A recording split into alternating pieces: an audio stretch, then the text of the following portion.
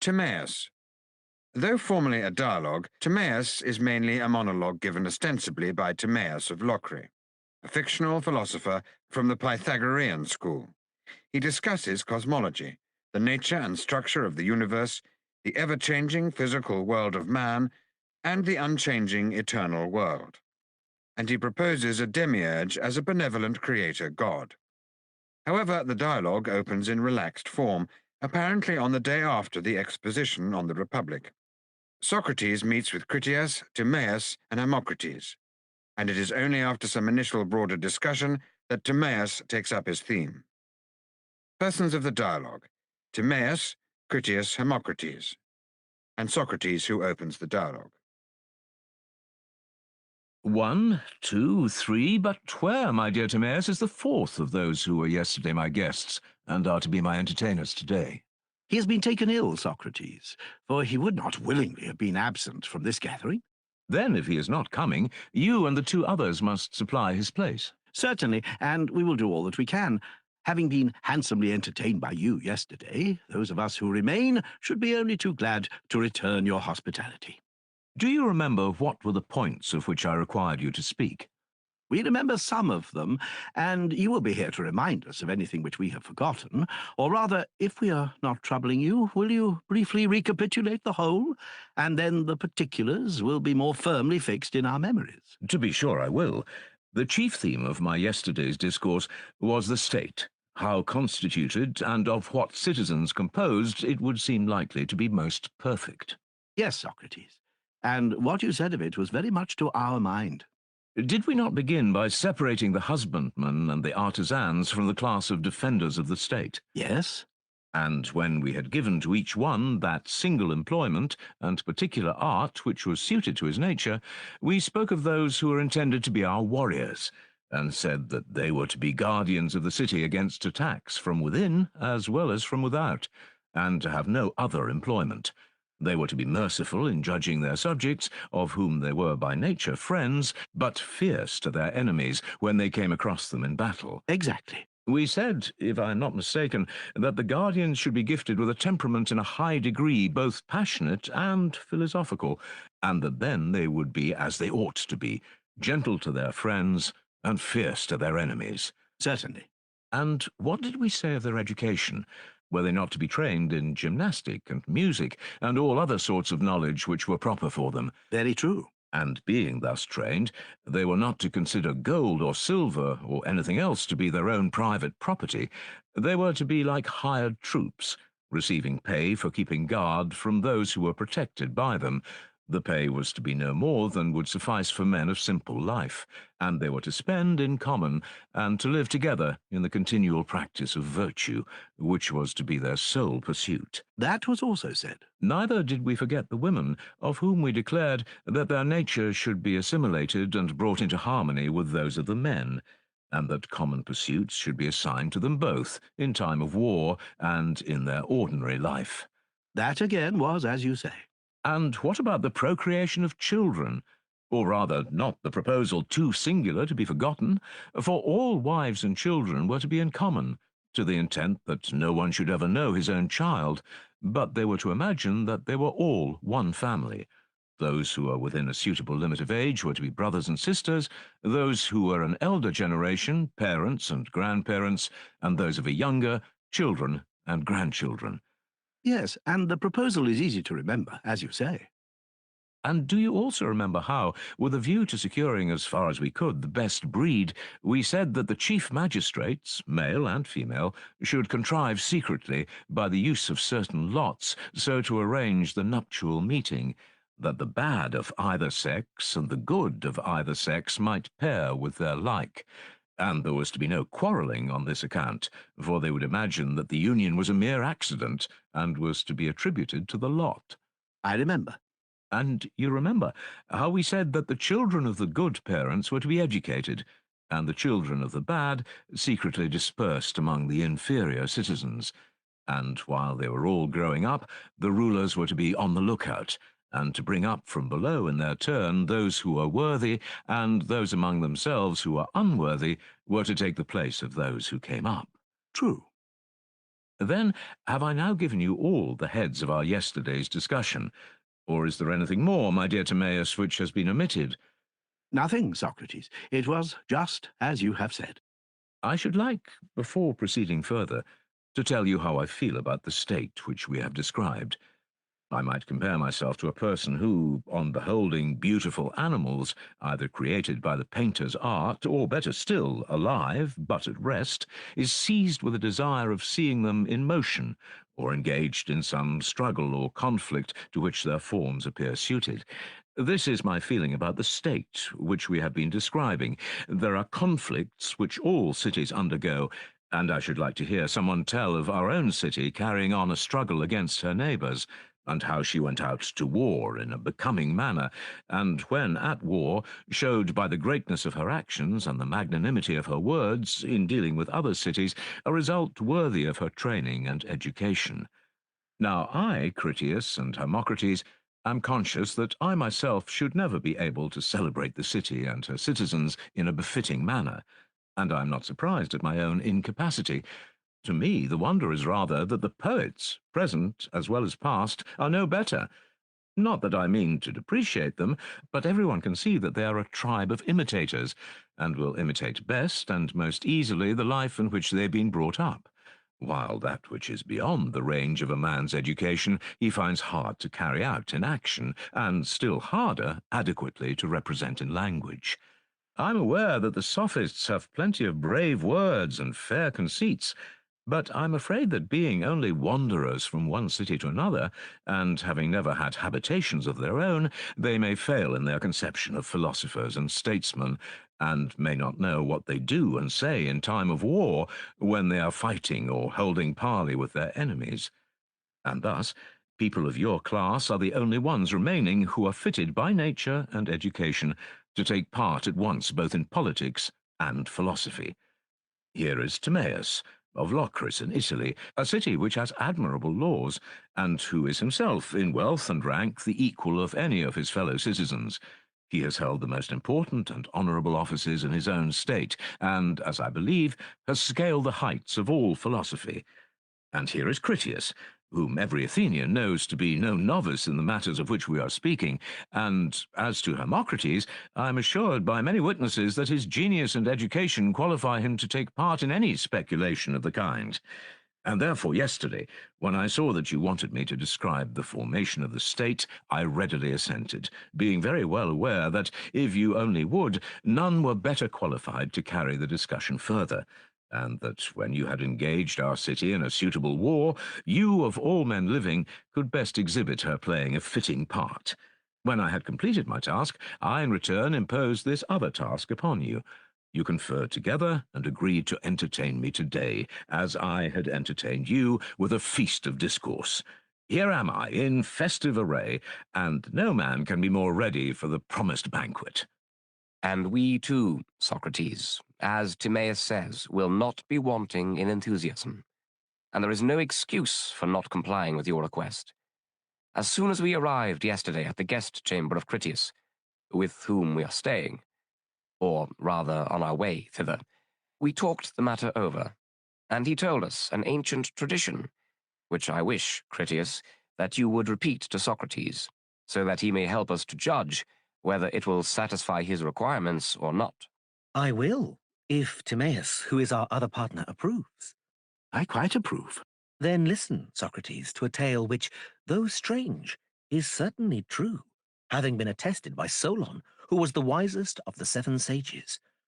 He was a relative and a dear friend of my great-grandfather, Dropides, as he himself says in many passages of his poems. And he told the story to Critias, my grandfather, who remembered and repeated it to us. There were, of old, he said, great and marvellous actions of the Athenian city, which have passed into oblivion through lapse of time and the destruction of mankind, and one in particular, greater than all the rest. This we will now rehearse. It will be a fitting monument of our gratitude to you, and a hymn of praise, true and worthy of the goddess, on this her day of festival. Very good. And what is this ancient famous action of the Athenians which Critias declared on the authority of Solon to be not a mere legend but an actual fact? I will tell an old world story which I heard from an aged man. For Critias, at the time of telling it, was, as he said, nearly 90 years of age, and I was about 10. Now, the day was that day of the Aperturia, which is called the registration of youth, at which, according to custom, our parents gave prizes for recitations, and the poems of several poets were recited by us boys, and many of us sang the poems of Solon, which at the time had not gone out of fashion. One of our tribe, either because he thought so or to please Critias, said that, in his judgment, Solon was not only the wisest of men, but also the noblest of poets.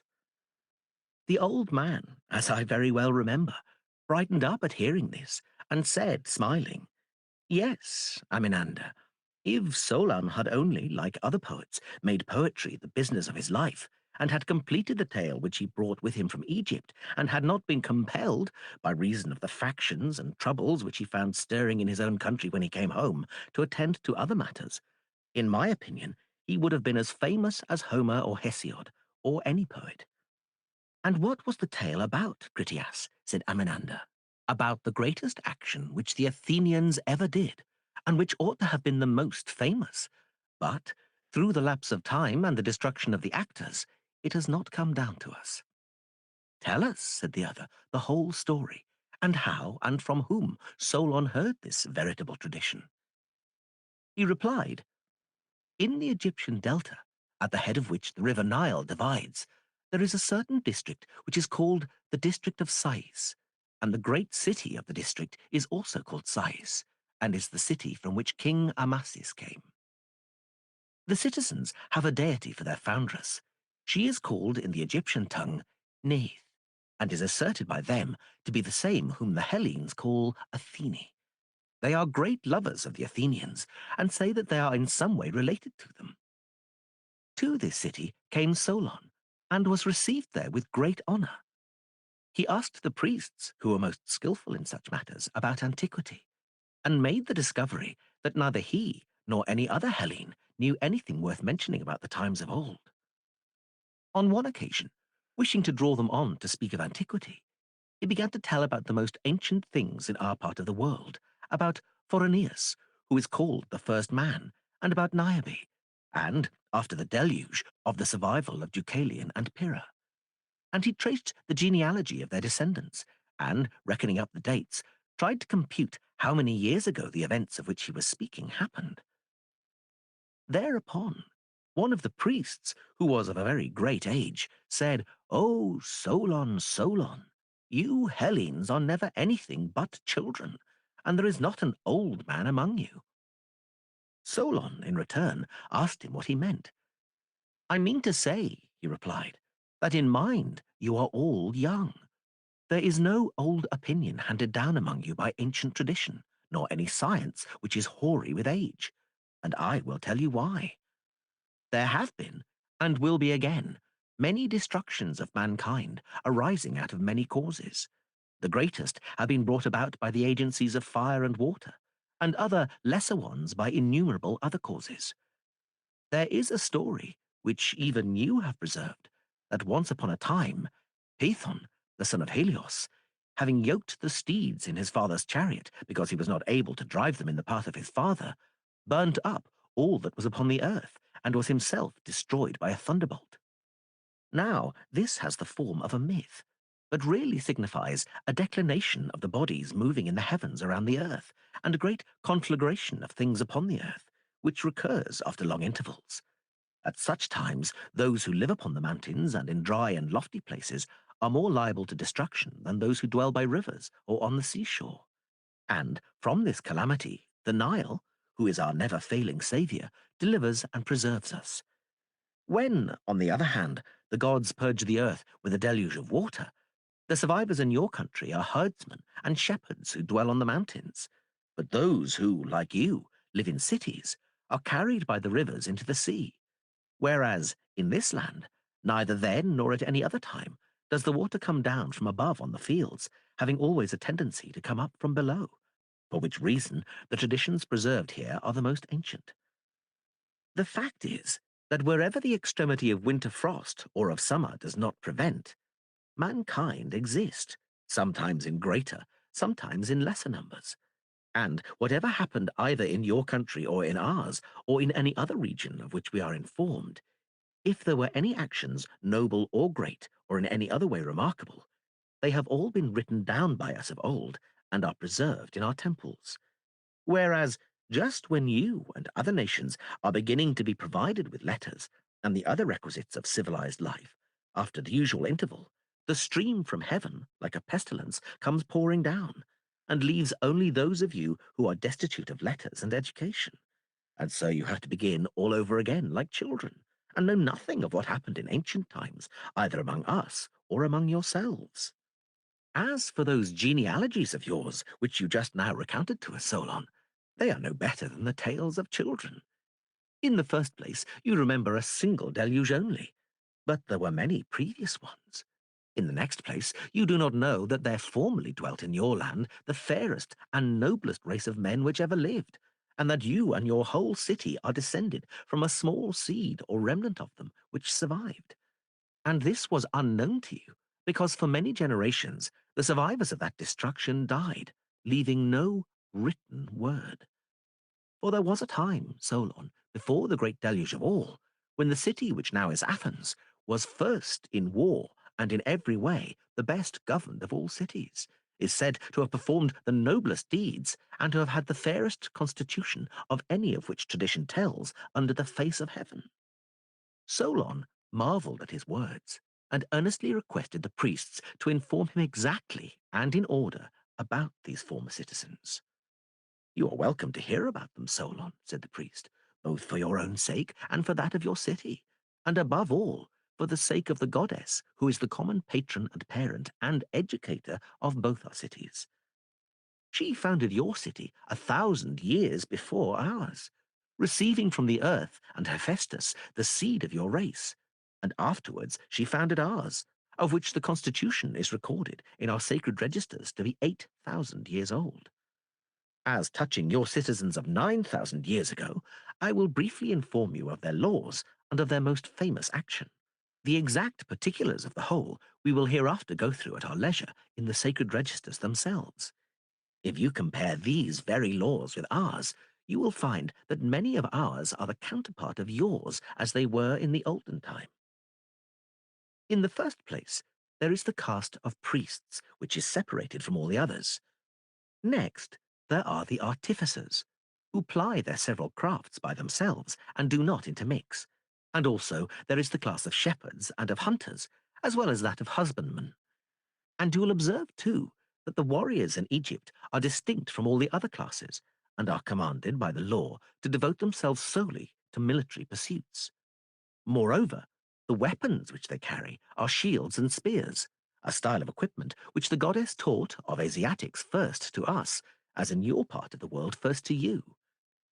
Then, as to wisdom, do you observe how our law from the very first made a study of the whole order of things, extending even to prophecy and medicine which gives health, out of these divine elements deriving what was needful for human life, and adding every sort of knowledge which was akin to them? All this order and arrangement the goddess first imparted to you when establishing your city, and she chose the spot of earth in which you were born, because she saw that the happy temperament of the seasons in that land would produce the wisest of men. Wherefore the goddess, who was a lover both of war and of wisdom, selected and first of all settled that spot which was the most likely to produce men likest herself. And there you dwelt, having such laws as these, and still better ones, and excelled all mankind in all virtue, as became the children and disciples of the gods. Many great and wonderful deeds are recorded of your state in our histories, but one of them exceeds all the rest in greatness and valor. For these histories tell of a mighty power which, unprovoked, made an expedition against the whole of Europe and Asia, and to which your city put an end. This power came forth out of the Atlantic Ocean, for in those days the Atlantic was navigable, and there was an island situated in front of the straits, which are by you called the Pillars of Heracles. The island was larger than Libya and Asia put together, and was the way to other islands, and from these you might pass to the whole of the opposite continent, which surrounded the true ocean. For this sea, which is within the Straits of Heracles, is only a harbour, having a narrow entrance, but that other is a real sea, and the surrounding land may be most truly called a boundless continent. Now, in this island of Atlantis, there was a great and wonderful empire which had rule over the whole island and several others, and other parts of the continent. And furthermore, the men of Atlantis had subjected the parts of Libya within the columns of Heracles as far as Egypt, and of Europe as far as Tyrrhenia. This vast power, gathered into one, endeavoured to subdue at a blow our country and yours, and the whole of the region within the straits. And then, Solon, your country shone forth in the excellence of her virtue and strength among all mankind. She was preeminent in courage and military skill, and was the leader of the Hellenes. And when the rest fell off from her, being compelled to stand alone after having undergone the very extremity of danger, she defeated and triumphed over the invaders, and preserved from slavery those who were not yet subjugated, and generously liberated all the rest of us who dwell within the pillars. But afterwards, there occurred violent earthquakes and floods, and in a single day and night of misfortune, all your warlike men in a body sank into the earth, and the island of Atlantis, in like manner, disappeared in the depths of the sea. For which reason the sea in those parts is impassable and impenetrable, because there is a shoal of mud in the way, and this was caused by the subsidence of the island. I have told you briefly, Socrates, what the aged Critias heard from Solon and related to us.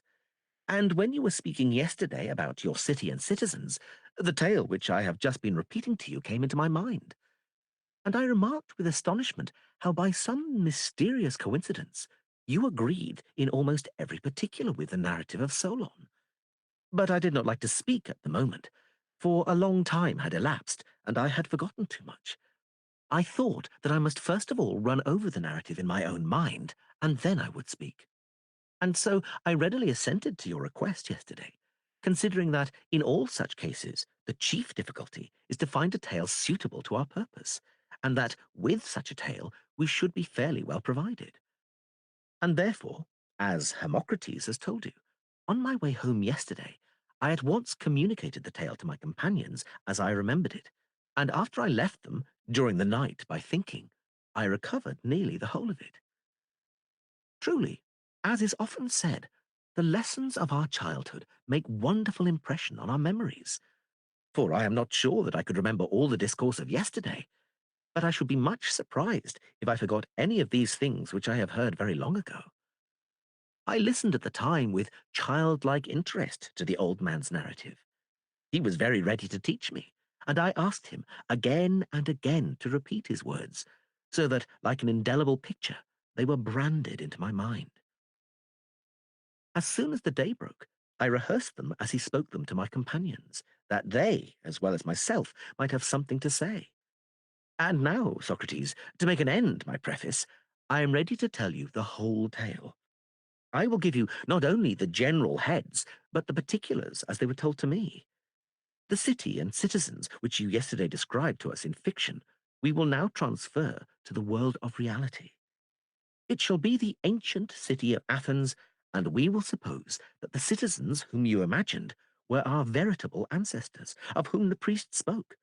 They will perfectly harmonize, and there will be no inconsistency in saying that the citizens of your republic are these ancient Athenians.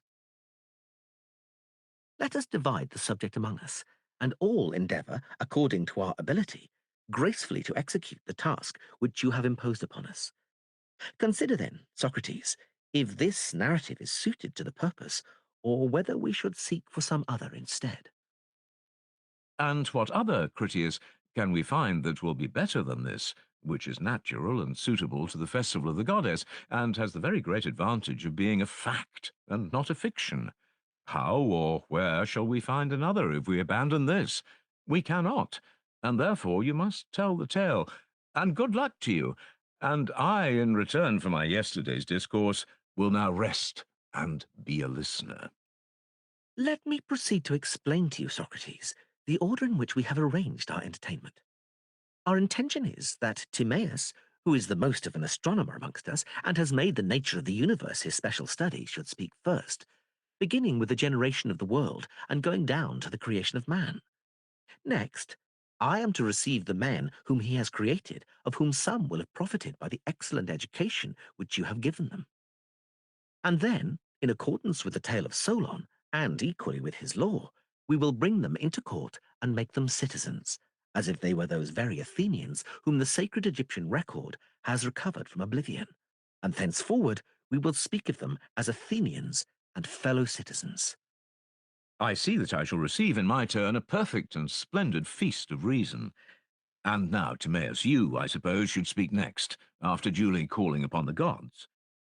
All men, Socrates, who have any degree of right feeling, at the beginning of every enterprise, whether small or great, always call upon God. And we too, who are going to discourse of the nature of the universe, how created or how existing without creation, if we be not altogether out of our wits, must invoke the aid of gods and goddesses, and pray that our words may be acceptable to them and consistent with themselves.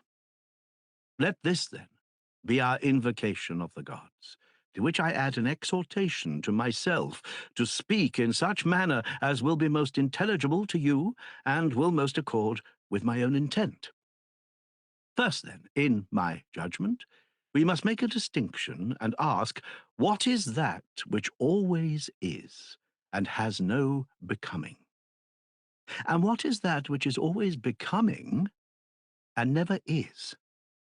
That which is apprehended by intelligence and reason is always in the same state, but that which is conceived by opinion with the help of sensation and without reason is always in a process of becoming and perishing, and never really is.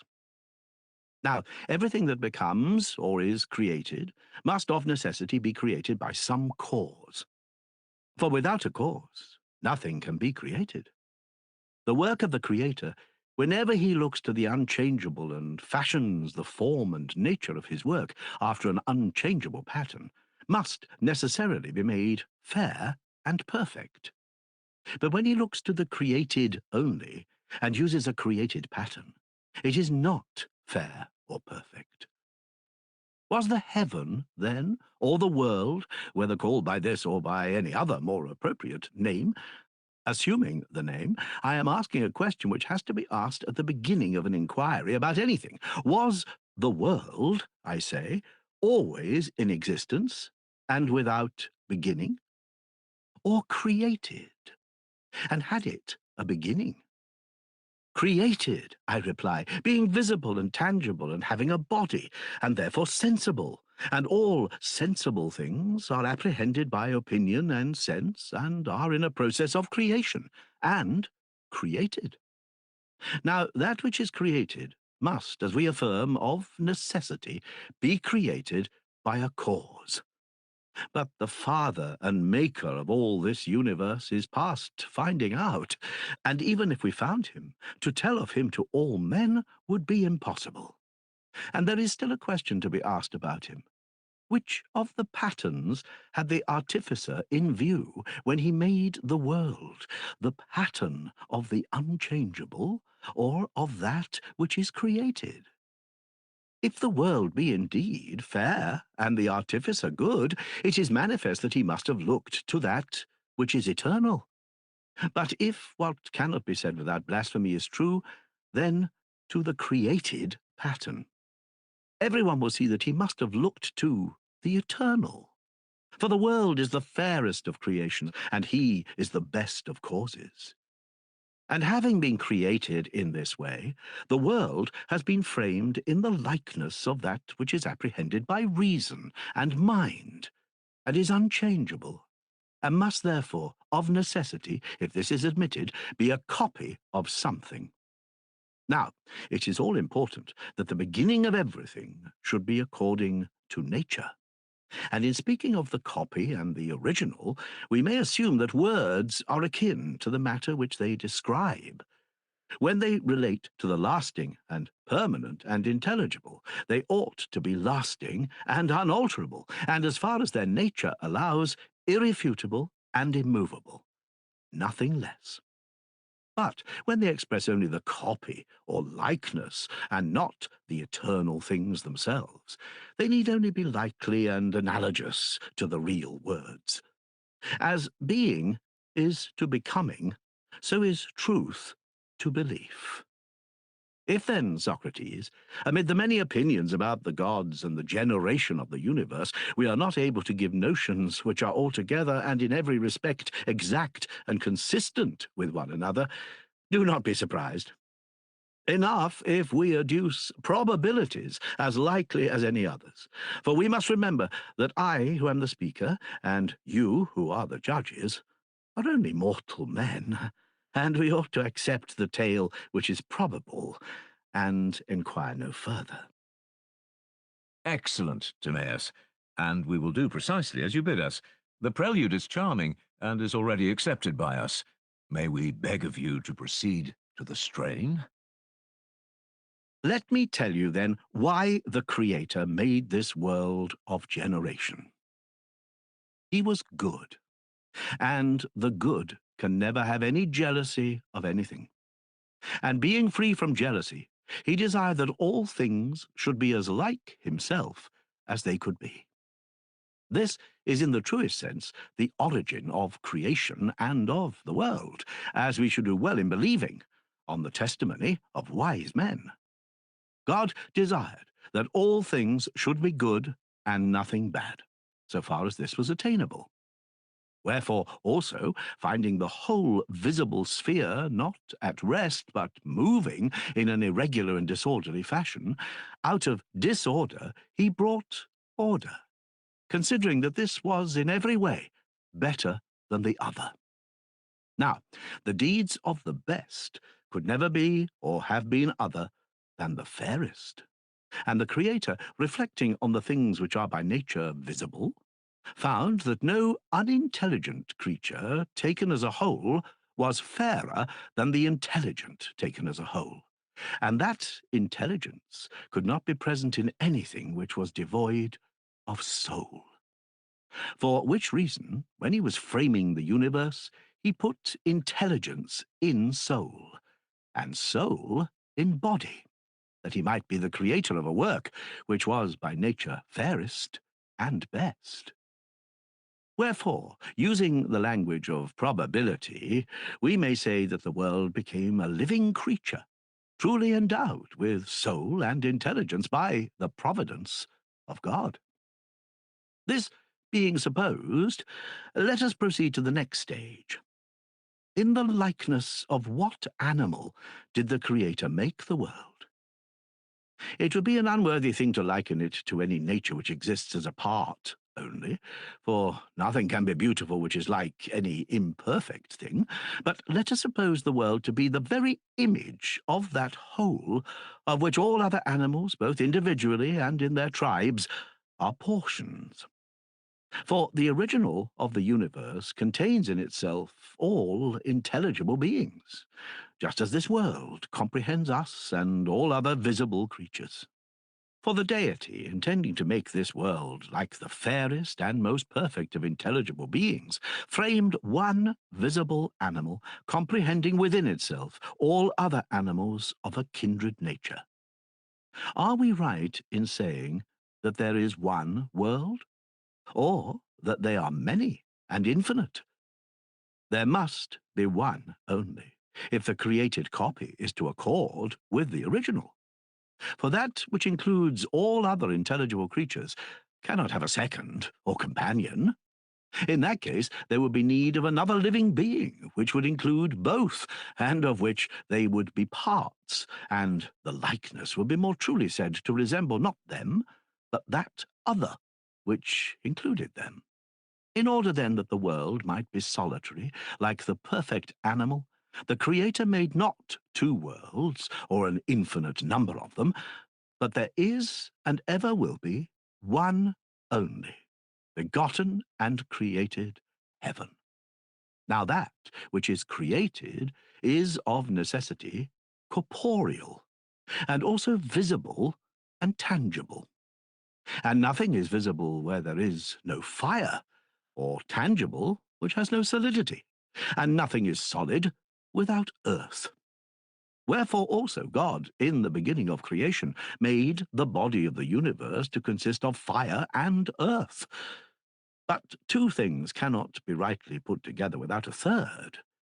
There must be some bond of union between them, and the fairest bond is that which makes the most complete fusion of itself and the things which it combines, and proportion is best adapted to effect such a union.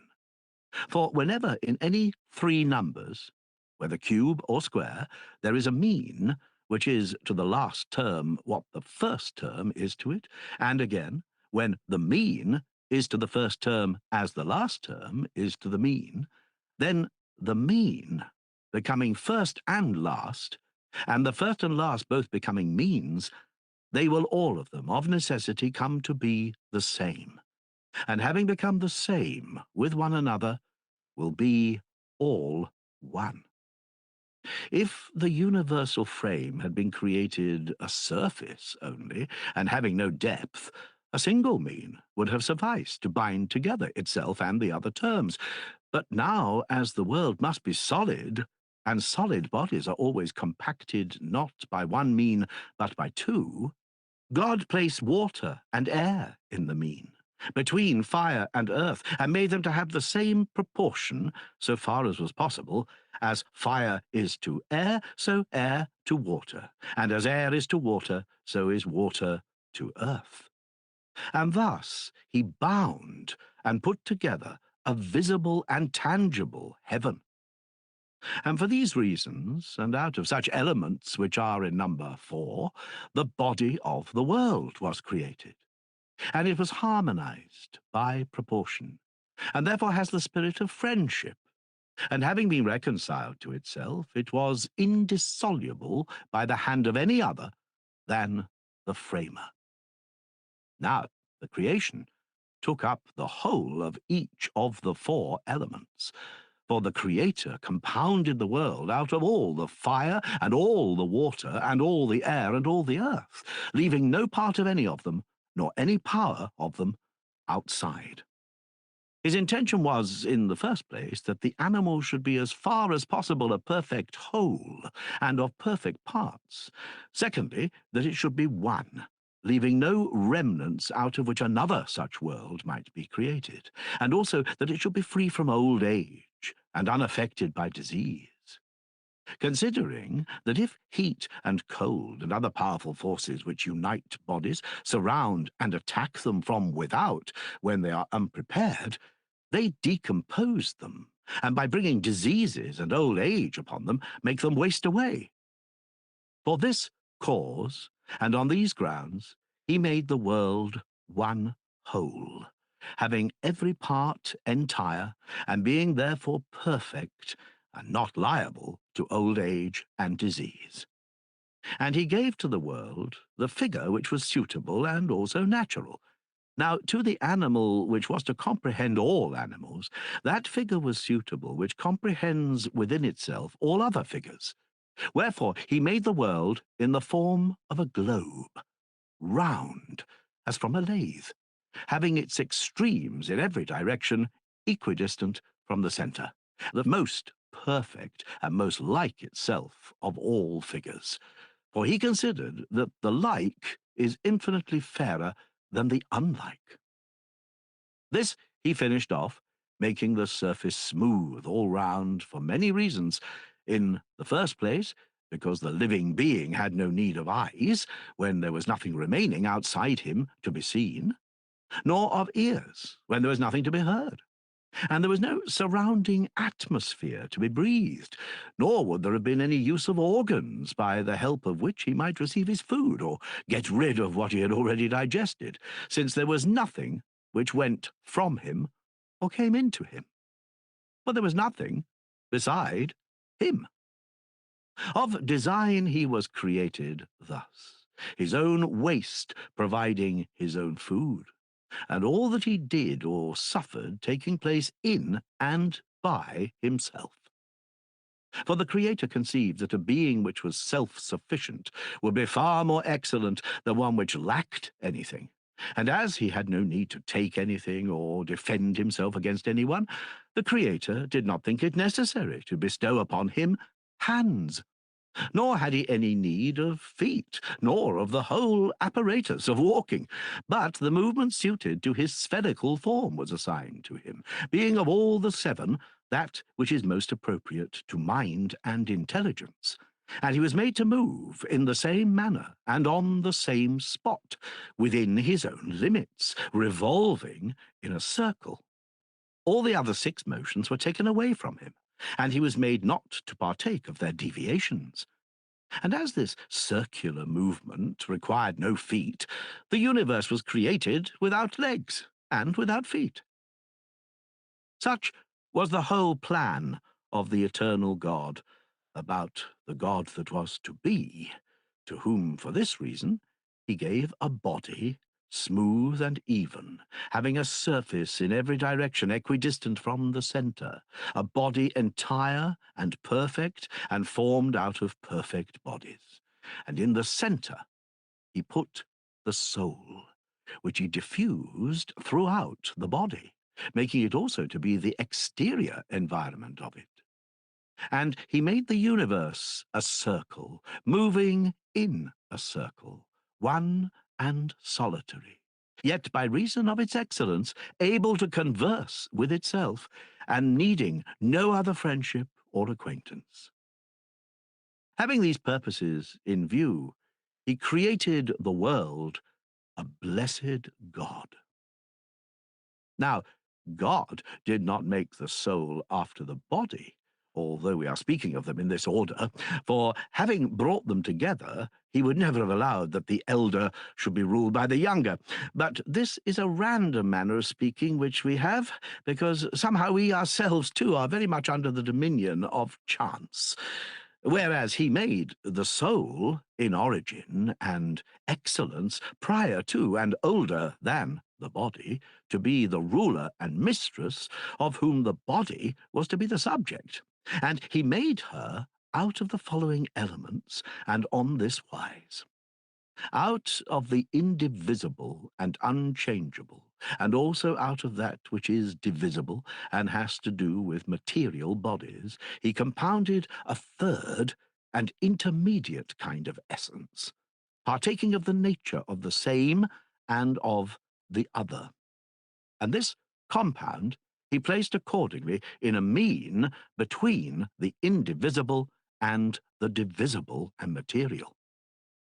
He took the 3 elements of the same, the other, and the essence, and mingled them into one form, compressing by force the reluctant and unsociable nature of the other into the same. When he had mingled them with the essence, and out of 3 made one, he again divided this whole into as many portions as was fitting, each portion being a compound of the same, the other, and the essence. And he proceeded to divide after this manner. First of all, he took away one part of the whole, 1, and then he separated a second part which was double the first, 2. And then he took away a third part, which was half as much again as the second, and 3 times as much as the first, 3. And then he took a fourth part, which was twice as much as the second, 4, and a fifth part, which was 3 times the third, 9, and a sixth part, which was 8 times the first, 8, and a seventh part, which was 27 times the first, 27. After this, he filled up the double intervals, that is, between 1, 2, 4, 8, and the triple, that is, between 1, 3, 9, 27, cutting off yet other portions from the mixture and placing them in the intervals, so that in each interval there were 2 kinds of means, the one exceeding and exceeded by equal parts of its extremes, as for example 1, 4 over 3, 2, in which the mean, 4 over 3, is 1/3 of 1 more than 1, and 1/3 of 2 less than 2. The other being that kind of mean which exceeds and is exceeded by an equal number. Where there were intervals of 3 over 2 and of 4 over 3 and of 9 over 8 made by the connecting terms in the former intervals, he filled up all the intervals of 4 over 3 with the interval of 9 over 8, leaving a fraction over, and the interval which this fraction expressed was in the ratio of 256 to 243. And thus the whole mixture out of which he cut these portions was all exhausted by him. This entire compound he divided lengthways into 2 parts, which he joined to one another at the centre like the letter X, and bent them into a circular form, connecting them with themselves and each other at the point opposite to their original meeting point, and comprehending them in a uniform revolution upon the same axis. He made the one the outer and the other the inner circle. Now, the motion of the outer circle he called the motion of the same, and the motion of the inner circle the motion of the other, or diverse. The motion of the same he carried round by the side to the right, and the motion of the diverse diagonally to the left. And he gave dominion to the motion of the same and like, for that he left single and undivided. But the inner motion he divided in 6 places, and made 7 unequal circles, having their intervals in ratios of 2 and 3, 3 of each, and bade the orbits proceed in a direction opposite to one another. And 3, Sun, Mercury, Venus, he made to move with equal swiftness, and the remaining 4, Moon, Saturn, Mars, Jupiter, to move with unequal swiftness to the 3, and to one another, but in due proportion. Now, when the Creator had framed the soul according to his will, he formed within her the corporeal universe, and brought the 2 together, and united them, centre to centre. The soul interfused everywhere from the centre to the circumference of heaven, of which also she is the external envelopment, herself turning in herself, began a divine beginning of never ceasing and rational life, enduring throughout all time. The body of heaven is visible, but the soul is invisible, and partakes of reason and harmony, and being made by the best of intellectual and everlasting natures, is the best of things created. And because she is composed of the same, and of the other, and of the essence, these 3, and is divided and united in due proportion, and in her revolutions returns upon herself, the soul, when touching anything which has essence, whether dispersed in parts or undivided, is stirred through all her powers to declare the sameness or difference of that thing and some other, and to what individuals are related, and by what affected, and in what way and how and when, both in the world of generation and in the world of immutable being. And when reason, which works with equal truth, whether she be in the circle of the diverse or the same, in voiceless silence holding her onward course in the sphere of the self-moved, when reason, I say, is hovering around the sensible world, and when the circle of the diverse, also moving truly, imparts the intimations of sense to the whole soul, then arise opinions and beliefs, sure and certain. But when reason is concerned with the rational, and the circle of the same, moving smoothly, declares it, then intelligence and knowledge are necessarily perfected, And if anyone affirms that in which these two are found to be other than the soul, he will say the very opposite of the truth. When the Father Creator saw the creature which he had made, moving and living, the created image of the eternal gods, he rejoiced, and in his joy determined to make the copy still more like the original. And as this was eternal, he sought to make the universe eternal, so far as might be. Now, the nature of the ideal being was everlasting, but to bestow this attribute in its fullness upon a creature was impossible. Wherefore he resolved to have a moving image of eternity. And when he set in order the heaven, he made this image eternal, but moving according to number, while eternity itself rests in unity. And this image we call time. For there were no days and nights and months and years before the heaven was created. But when he constructed the heaven, he created them also. They are all parts of time, and the past and future are created species of time, which we unconsciously but wrongly transfer to the eternal essence. For we say that he was, he is, he will be. But the truth is that is alone is properly attributed to him, and that was and will be only to be spoken of becoming in time, for they are motions, but that which is immovably the same cannot become older or younger by time, nor ever did or has become, or hereafter will be older or younger, nor is subject at all to any of those states which affect moving and sensible things, and of which generation is the cause. These are the forms of time which imitates eternity and revolves according to a law of number.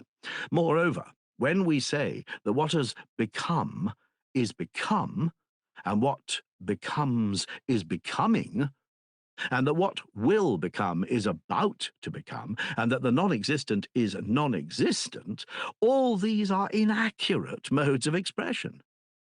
But perhaps this whole subject will be more suitably discussed on some other occasion. Time, then, and the heaven came into being at the same instant, in order that, having been created together, if ever there was to be a dissolution of them, they might be dissolved together. It was framed after the pattern of the eternal nature, that it might resemble this as far as was possible, for the pattern exists from eternity, and the created heaven has been and is and will be in all time. Such was the mind and thought of God in the creation of time. The sun and moon and 5 other stars, which are called the planets, were created by him in order to distinguish and preserve the numbers of time.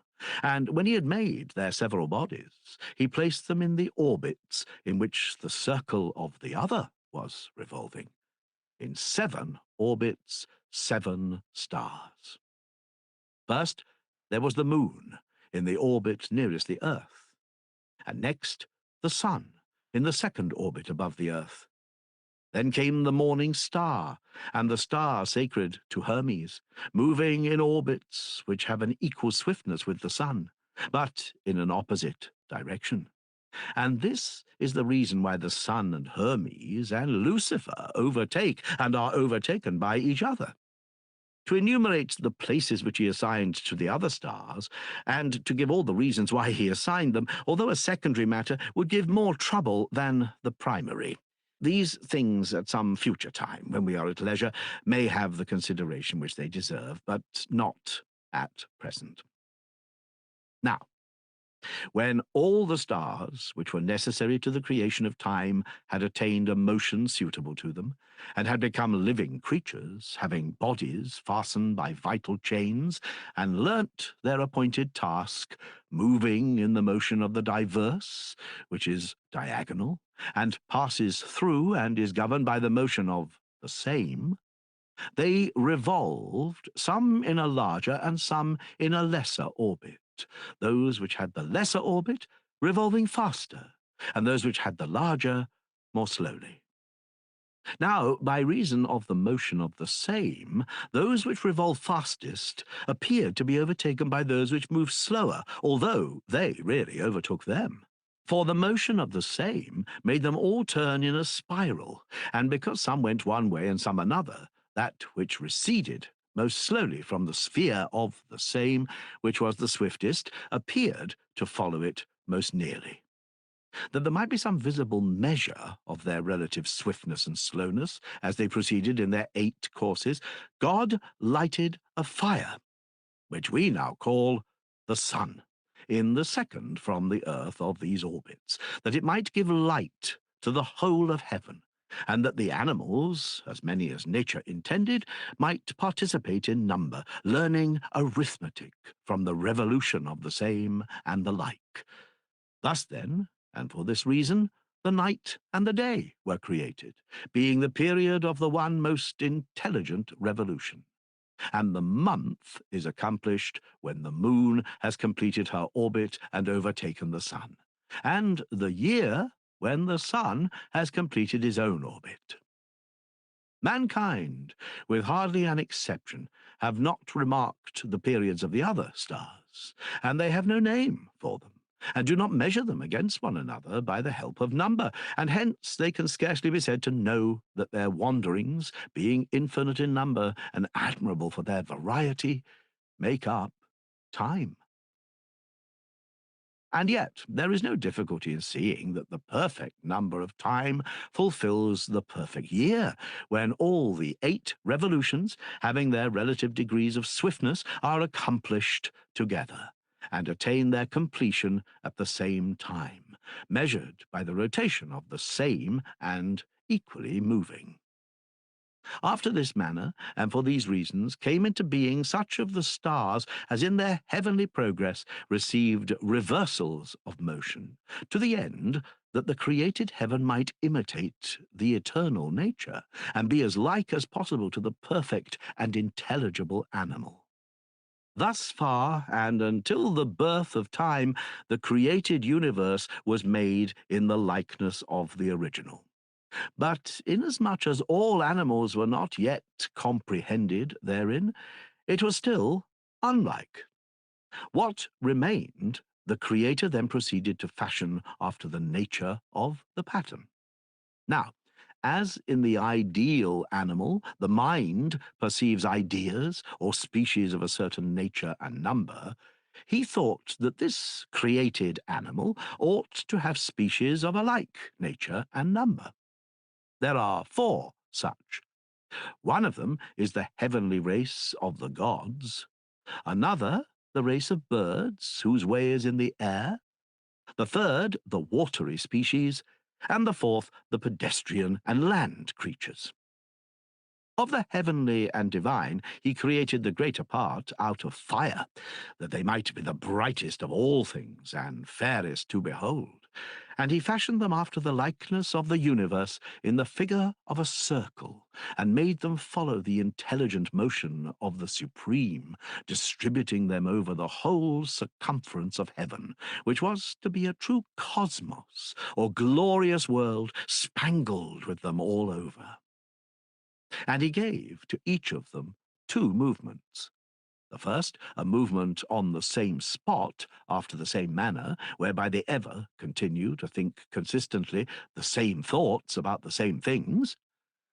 The second, a forward movement, in which they are controlled by the revolution of the same and the like, but by the other 5 motions they were unaffected, in order that each of them might attain the highest perfection. And for this reason, the fixed stars were created to be divine and eternal animals, ever abiding and revolving after the same manner and on the same spot.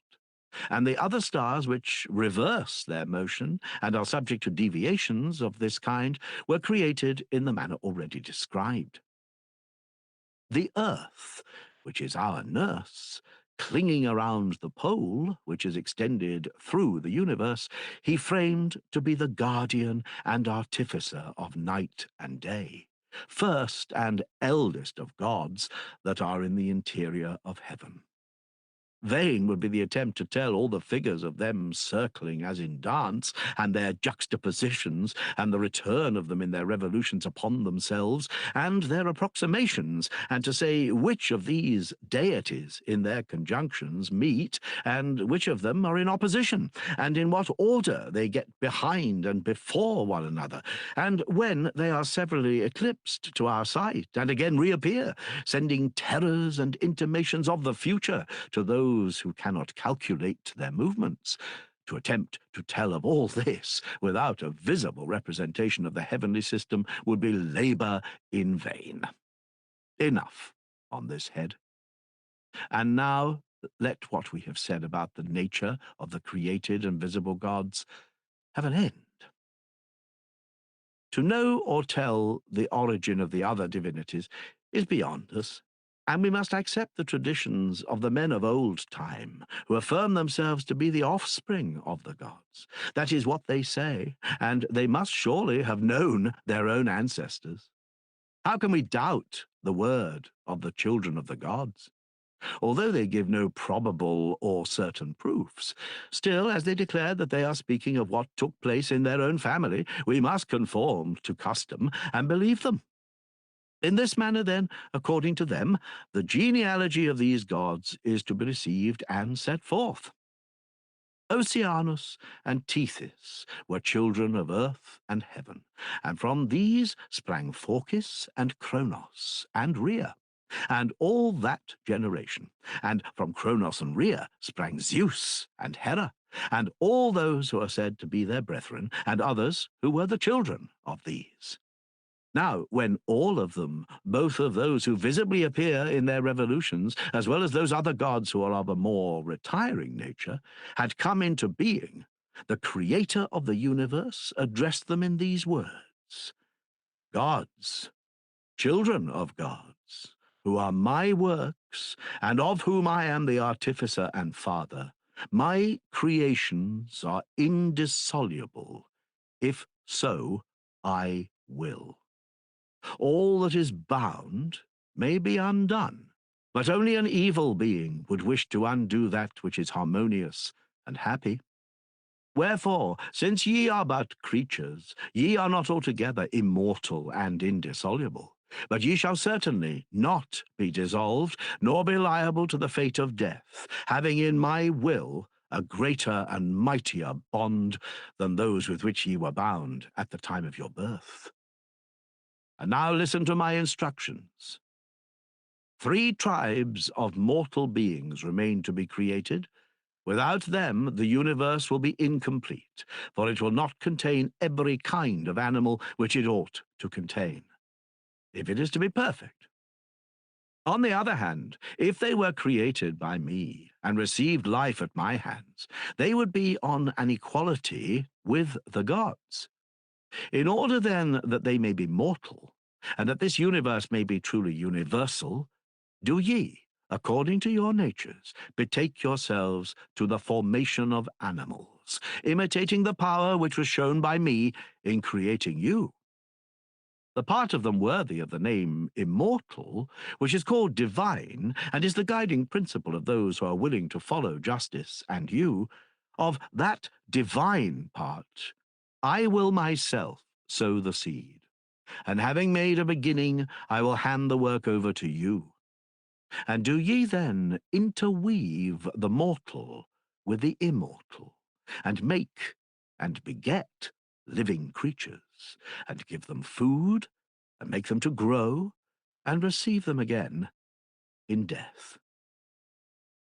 Thus he spake, and once more into the cup in which he had previously mingled the soul of the universe, he poured the remains of the elements, and mingled them in much the same manner. They were not, however, pure as before, but diluted to the 2nd and 3rd degree. And having made it, he divided the whole mixture into souls, equal in number to the stars, and assigned each soul to a star. And having there placed them, as in a chariot, he showed them the nature of the universe, and declared to them the laws of destiny, according to which their first birth would be one and the same for all. No one should suffer a disadvantage at his hands. They were to be sown in the instruments of time severally adapted to them, and to come forth the most religious of animals.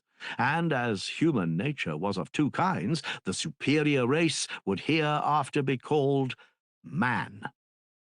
Now, when they should be implanted in bodies by necessity, and be always gaining or losing some part of their bodily substance, then, in the first place, it would be necessary that they should all have in them one and the same faculty of sensation, arising out of irresistible impressions. In the second place, they must have love, in which pleasure and pain mingle. Also fear and anger, and the feelings which are akin or opposite to them. If they conquered these, they would live righteously, and if they were conquered by them, unrighteously. He who lived well during his appointed time was to return and dwell in his native star, and there he would have a blessed and congenial existence. But if he failed in attaining this, at the second birth he would pass into a woman. And if, when in that state of being, he did not desist from evil, he would continually be changed into some brute who resembled him in the evil nature which he had acquired, and would not cease from his toils and transformations until he followed the revolution of the same and the like within him, and overcame, by the help of reason, the turbulent and irrational mob of later accretions, made up of fire and air and water and earth, and returned to the form of his first and better state.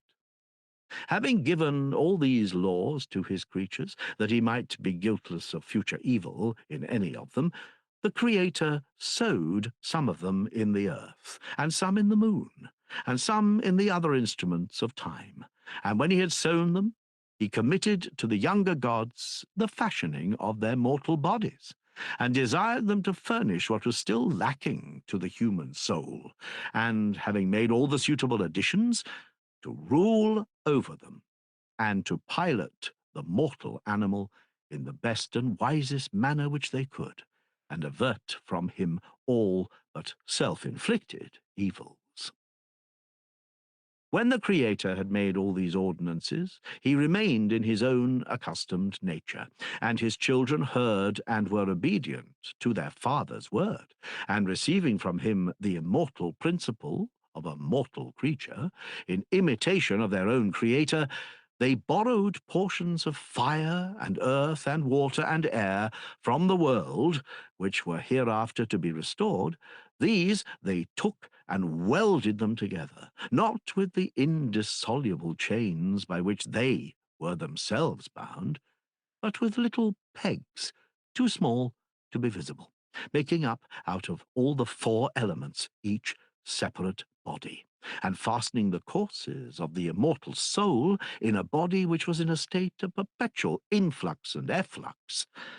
Now these courses, detained as in a vast river, neither overcame nor were overcome, but were hurrying and hurried to and fro, so that the whole animal was moved and progressed, irregularly, however, and irrationally, and anyhow, in all the 6 directions of motion, wandering backwards and forwards, and right and left, and up and down, and in all the 6 directions.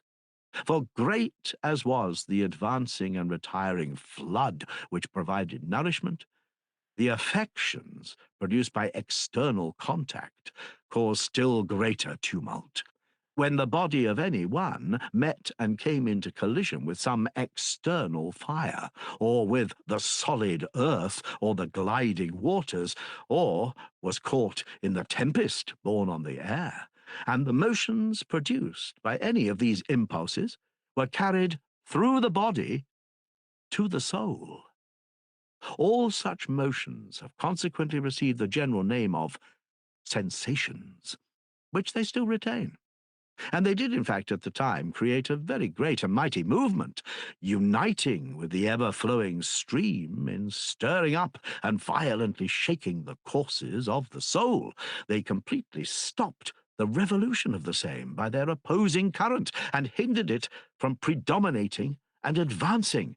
And they so disturbed the nature of the other, or diverse, that the three double intervals, that is, between 1, 2, 4, 8, and the three triple intervals, that is, between 1, 3, 9, 27, together with the mean terms and connecting links, which are expressed by the ratios of 3 to 2 and 4 to 3, and of 9 to 8, these, although they cannot be wholly undone except by him who united them, were twisted by them in all sorts of ways, and the circles were broken and disordered in every possible manner, so that when they moved, they were tumbling to pieces, and moved irrationally at one time in a reverse direction, and then again obliquely, and then upside down, as you might imagine a person who is upside down and has his head leaning upon the ground and his feet up against something in the air.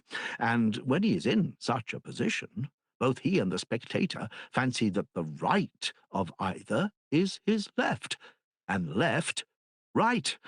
If, when powerfully experiencing these and similar effects, the revolutions of the soul come in contact with some external thing, either of the class of the same or of the other, they speak of the same or of the other in a manner the very opposite of the truth, and they become false and foolish, and there is no course or revolution in them which has a guiding or directing power.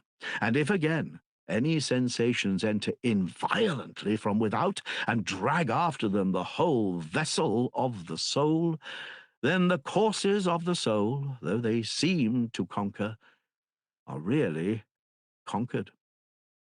And by reason of all these affections, the soul, when encased in a mortal body, now as in the beginning, is at first without intelligence.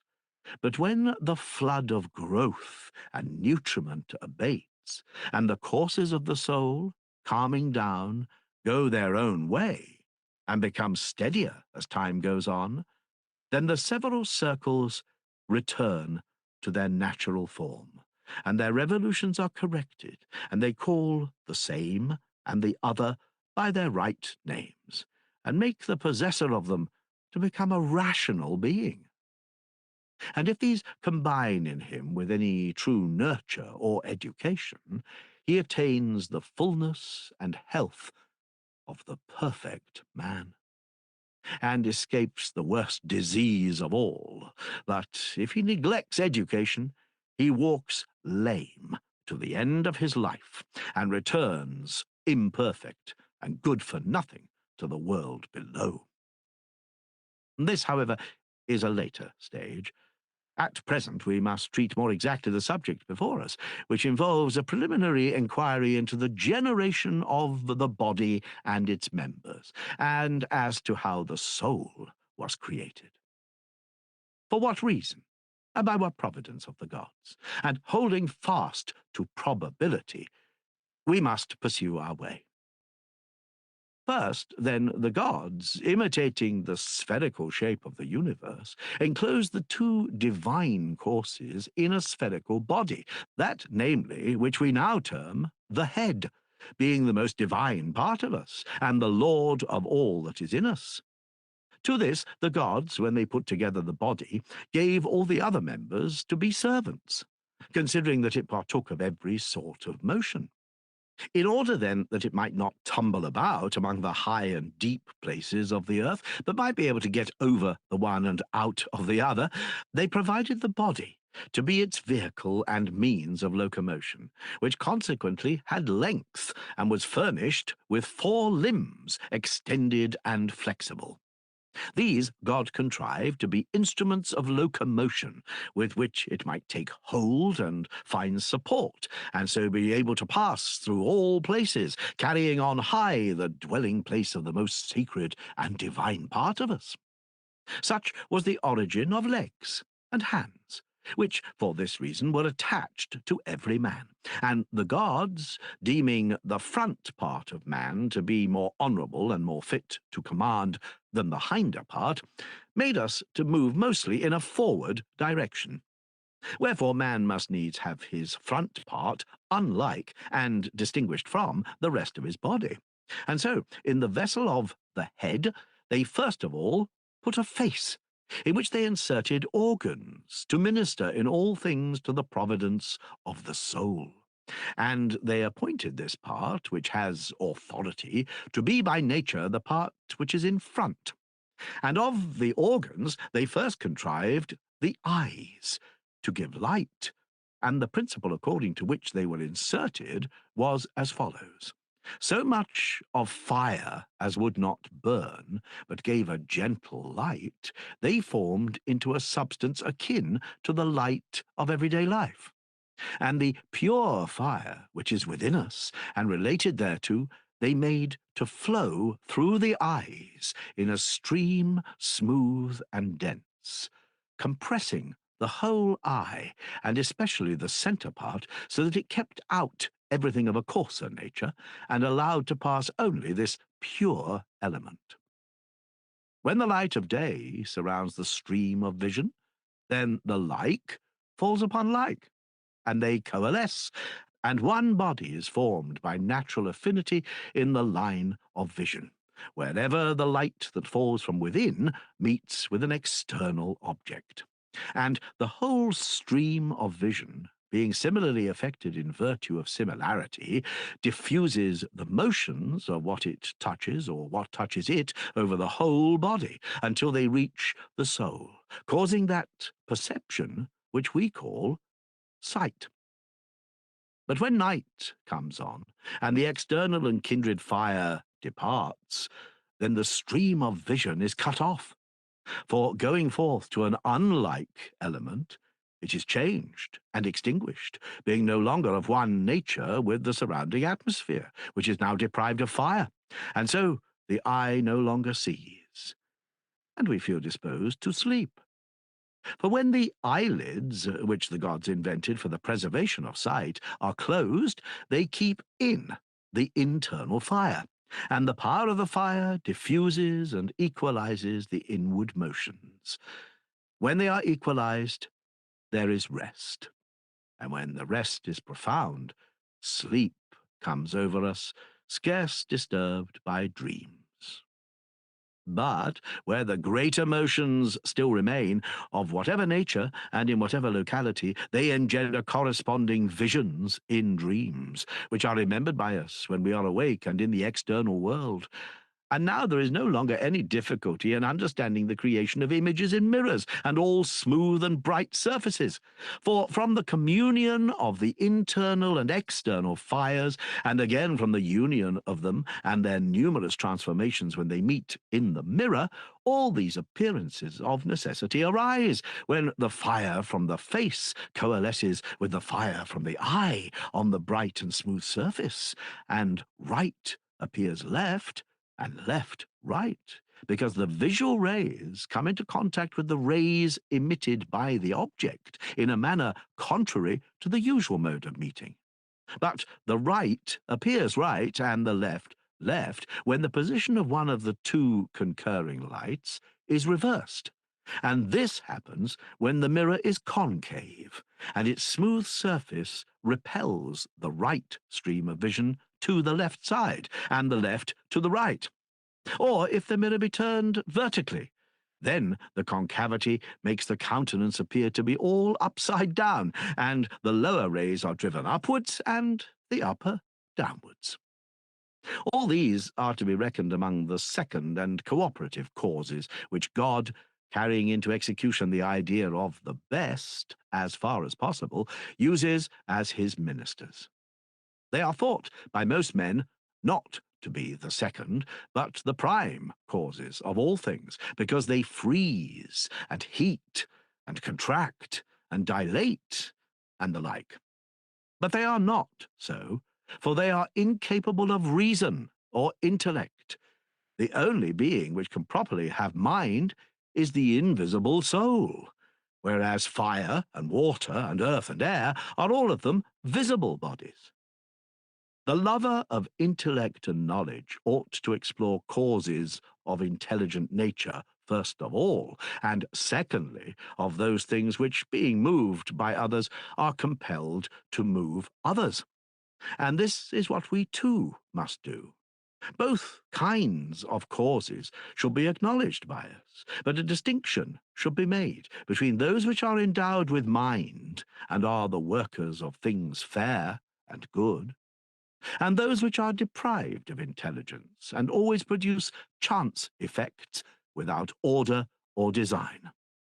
Of the second or cooperative causes of sight, which help to give the eyes the power which they now possess, enough has been said. I will therefore now proceed to speak of the higher use and purpose for which God has given them to us. The sight, in my opinion, is the source of the greatest benefit to us. For had we never seen the stars and the sun and the heaven, none of the words which we have spoken about the universe would ever have been uttered. But now the sight of day and night and the months and the revolutions of the years have created number and have given us a conception of time and the power of inquiring about the nature of the universe. And from this source we have derived philosophy, than which no greater good ever was or will be given by the gods to mortal man. This is the greatest boon of sight. And of the lesser benefits, why should I speak? Even the ordinary man, if he were deprived of them, would bewail his loss, but in vain. Thus much let me say, however, God invented and gave us sight to the end that we might behold the courses of intelligence in the heaven, and apply them to the courses of our own intelligence, which are akin to them, the unperturbed to the perturbed, and that we, learning them and partaking of the natural truth of reason, might imitate the absolutely unerring courses of God and regulate our own vagaries. The same may be affirmed of speech and hearing. They have been given by the gods to the same end, and for a like reason. For this is the principal end of speech, whereto it most contributes. Moreover, so much of music as is adapted to the sound of the voice and to the sense of hearing is granted to us for the sake of harmony. And harmony, which has motions akin to the revolutions of our souls, is not regarded by the intelligent votary of the Muses as given by them with a view to irrational pleasure, which is deemed to be the purpose of it in our day, but as meant to correct any discord which may have arisen in the courses of the soul, and to be our ally in bringing her into harmony and agreement with herself. And rhythm, too, was given by them for the same reason, on account of the irregular and graceless ways which prevail among mankind generally, and to help us against them. Thus far, in what we have been saying, with small exception, the works of intelligence have been set forth. And now we must place by the side of them in our discourse the things which come into being through necessity. For the creation is mixed, being made up of necessity and mind. Mind, the ruling power, persuaded necessity to bring the greater part of created things to perfection. And thus, and after this manner, in the beginning, when the influence of reason got the better of necessity, the universe was created. But if a person will truly tell of the way in which the work was accomplished, he must include the other influence of the variable cause as well. Wherefore we must return again and find another suitable beginning, as about the former matters, so also about these. To which end we must consider the nature of fire and water and air and earth, such as they were prior to the creation of the heaven, and what was happening to them in this previous state. For no one has as yet explained the manner of their generation. But we speak of fire and the rest of them, whatever they mean, as though men knew their natures, and we maintain them to be the first principles and letters or elements of the whole, when they cannot reasonably be compared by a man of any sense even to syllables or first compounds. And let me say thus much. I will not now speak of the first principle or principles of all things, or by whatever name they are to be called, for this reason, because it is difficult to set forth my opinion according to the method of discussion which we are at present employing. Do not imagine, any more than I can bring myself to imagine, that I should be right in undertaking so great and difficult a task. Remembering what I said at first about probability, I will do my best to give as probable an explanation as any other, or rather, more probable, and I will first go back to the beginning and try to speak of each thing and of all. Once more, then, at the commencement of my discourse, I call upon God and beg him to be our Saviour out of a strange and unwonted inquiry, and to bring us to the haven of probability. So, now, let us begin again. This new beginning of our discussion of the universe requires a fuller division than the former, for then we made two classes. Now a third must be revealed. The two sufficed for the former discussion. One, which we assumed was a pattern intelligible and always the same, and the second was only the imitation of the pattern, generated and visible. There is also a third kind, which we did not distinguish at the time, conceiving that the two would be enough. But now the argument seems to require that we should set forth in words another kind, which is difficult of explanation and dimly seen. What nature are we to attribute to this new kind of being? We reply that it is the receptacle, and in a manner the nurse, of all generation. I have spoken the truth, but I must express myself in clearer language, and this will be an arduous task for many reasons, and in particular because I must first raise questions concerning fire and the other elements, and determine what each of them is. For to say with any probability or certitude which of them shall be called water rather than fire, and which shall be called any of them rather than all or some one of them, is a difficult matter. How, then, shall we settle this point, and what questions about the elements may be fairly raised? In the first place, we see that what we just now called water, by condensation, I suppose, becomes stone and earth.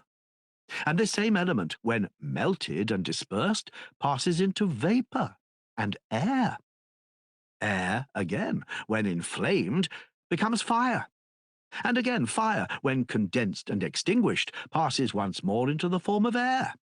And once more, air, when collected and condensed, produces cloud and mist. And from these, when still more compressed, comes flowing water. And from water comes earth and stones once more.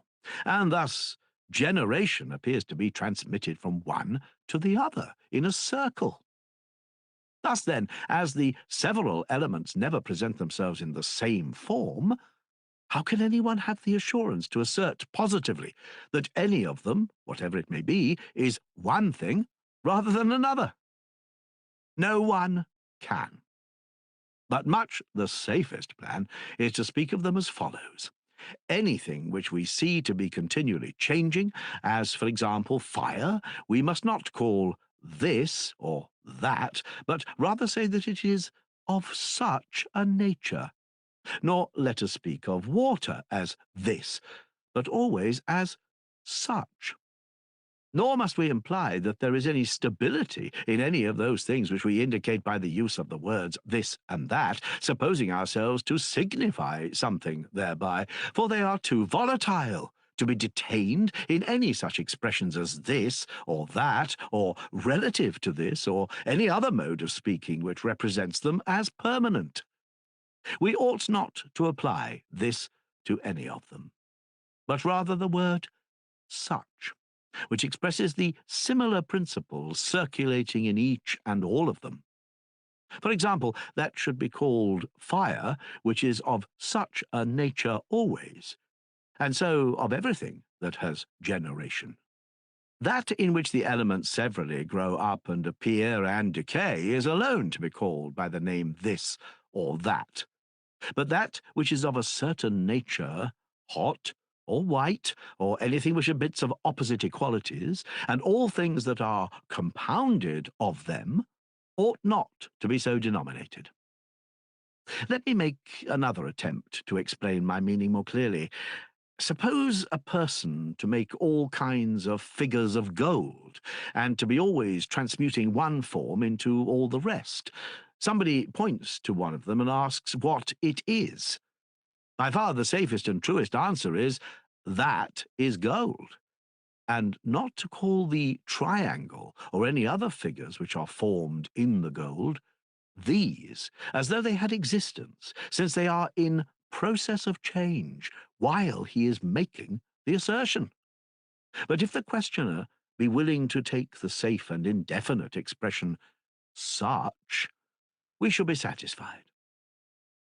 And the same argument applies to the universal nature, which receives all bodies, that must be always called the same.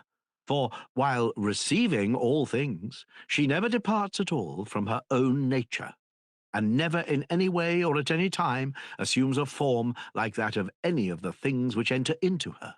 She is the natural recipient of all impressions, and is stirred and informed by them, and appears different from time to time by reason of them. But the forms which enter into and go out of her are the likenesses of real existences, modelled after their patterns in wonderful and inexplicable manner, which we will hereafter investigate. For the present, we have only to conceive of three natures. First, that which is in process of generation. Secondly, that in which the generation takes place. And thirdly, that of which the thing generated is a resemblance.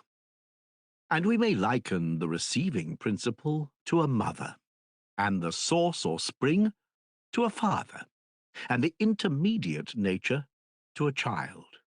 And may remark further that if the model is to take every variety of form, then the matter in which the model is fashioned will not be duly prepared unless it is formless and free from the impress of any of these shapes which it is hereafter to receive from without. For if the matter were like any of the supervening forms, then whenever any opposite or entirely different nature was stamped upon its surface, it would take the impression badly, because it would intrude its own shape. Wherefore, that which is to receive all forms should have no form. As in making perfumes, they first contrive that the liquid substance which is to receive the scent shall be as inodorous as possible.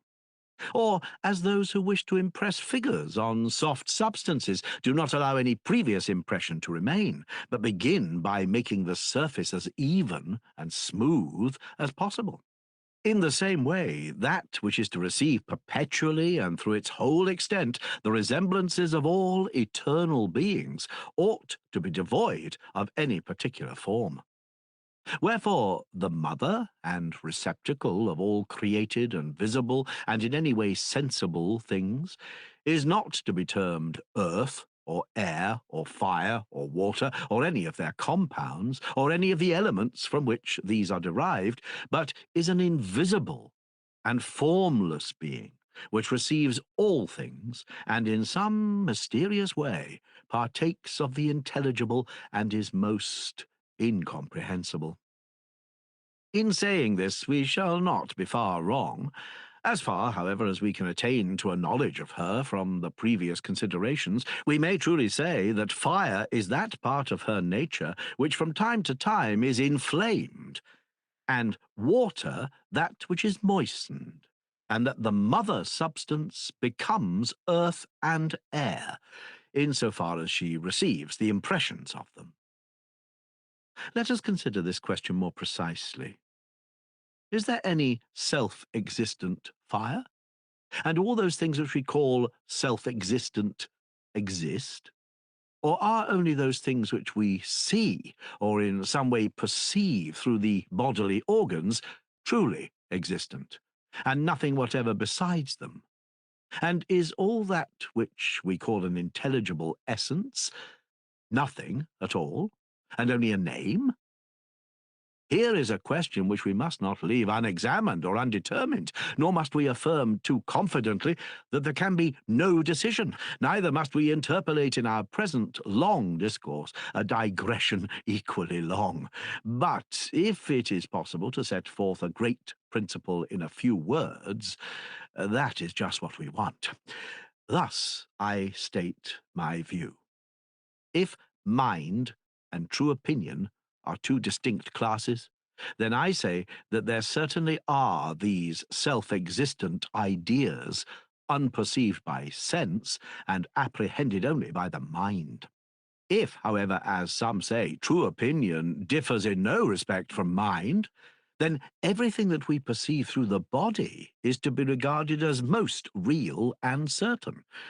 But we must affirm that to be distinct, for they have a distinct origin and are of a different nature. The one is implanted in us by instruction, the other by persuasion. The one is always accompanied by true reason, the other is without reason. The one cannot be overcome by persuasion, but the other can. And lastly, every man may be said to share in true opinion, but mind is the attribute of the gods, and of very few men.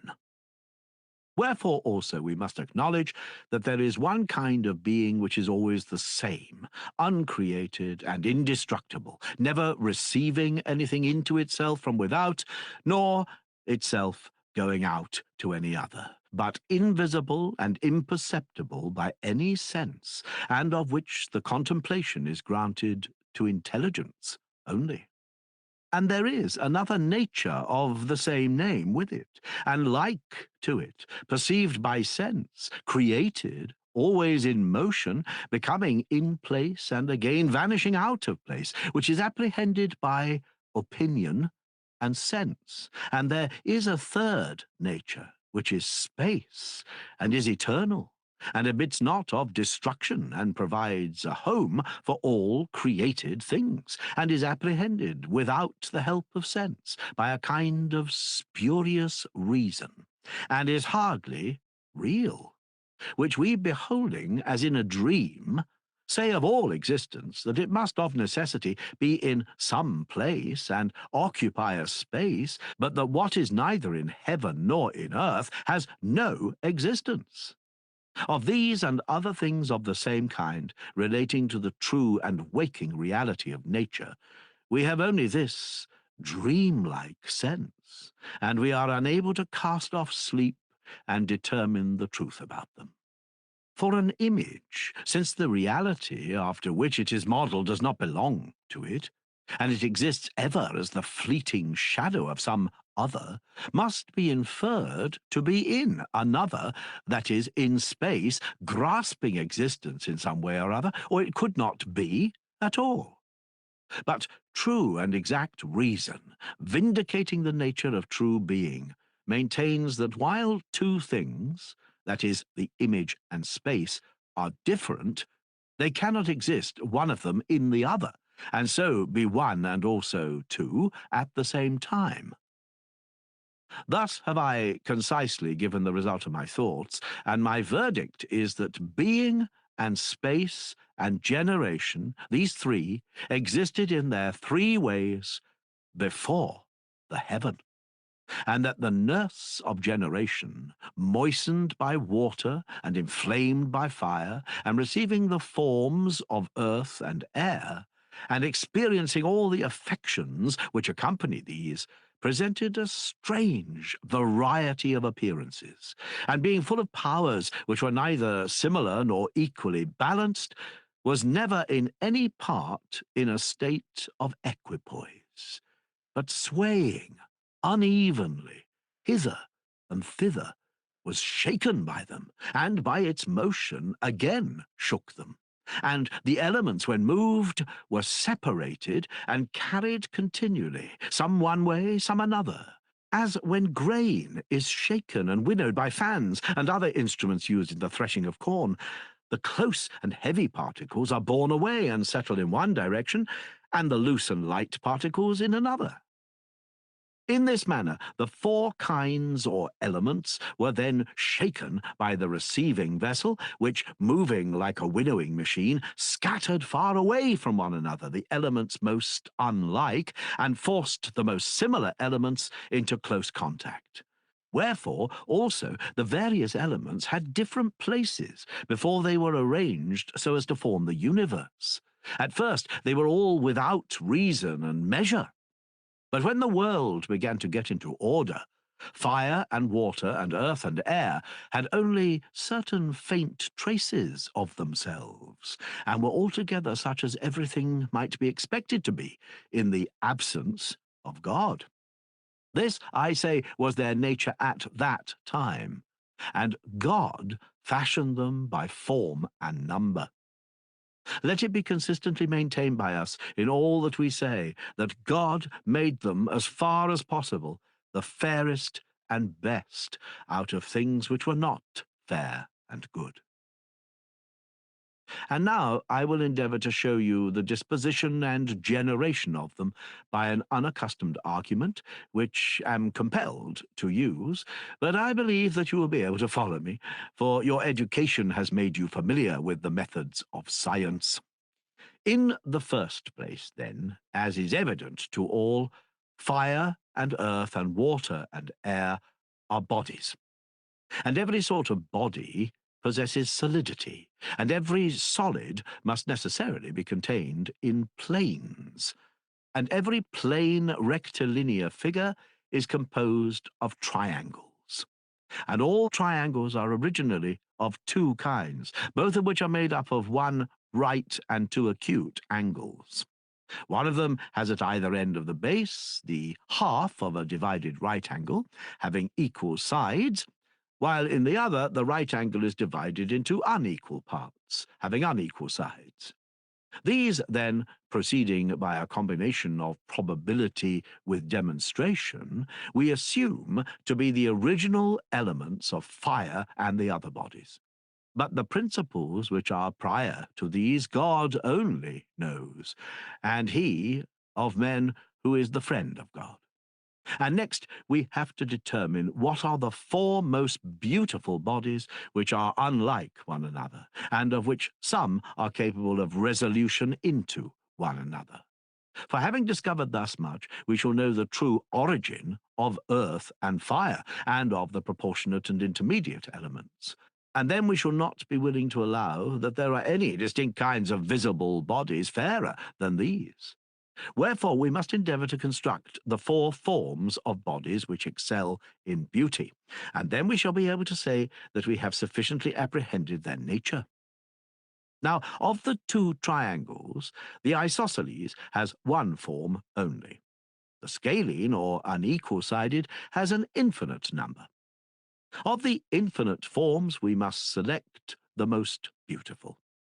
If we are to proceed in due order, and anyone who can point out a more beautiful form than ours for the construction of these bodies shall carry off the palm, not as an enemy, but as a friend. Now, the one which we maintain to be the most beautiful of all the many triangles, and we need not speak of the others, is that of which the double forms a third triangle, which is equilateral. The reason of this would be long to tell. He who disproves what we are saying and shows that we are mistaken may claim a friendly victory. Then let us choose two triangles, out of which fire and the other elements have been constructed. One isosceles, the other having the square of the longer side equal to 3 times the square of the lesser side. Now is the time to explain what was before obscurely said. There was an error in imagining that all the 4 elements might be generated by and into one another. This, I say, was an erroneous supposition, for there are generated from the triangles which we have selected 4 kinds, 3 from the one which has the sides unequal. The 4th alone is framed out of the isosceles triangle.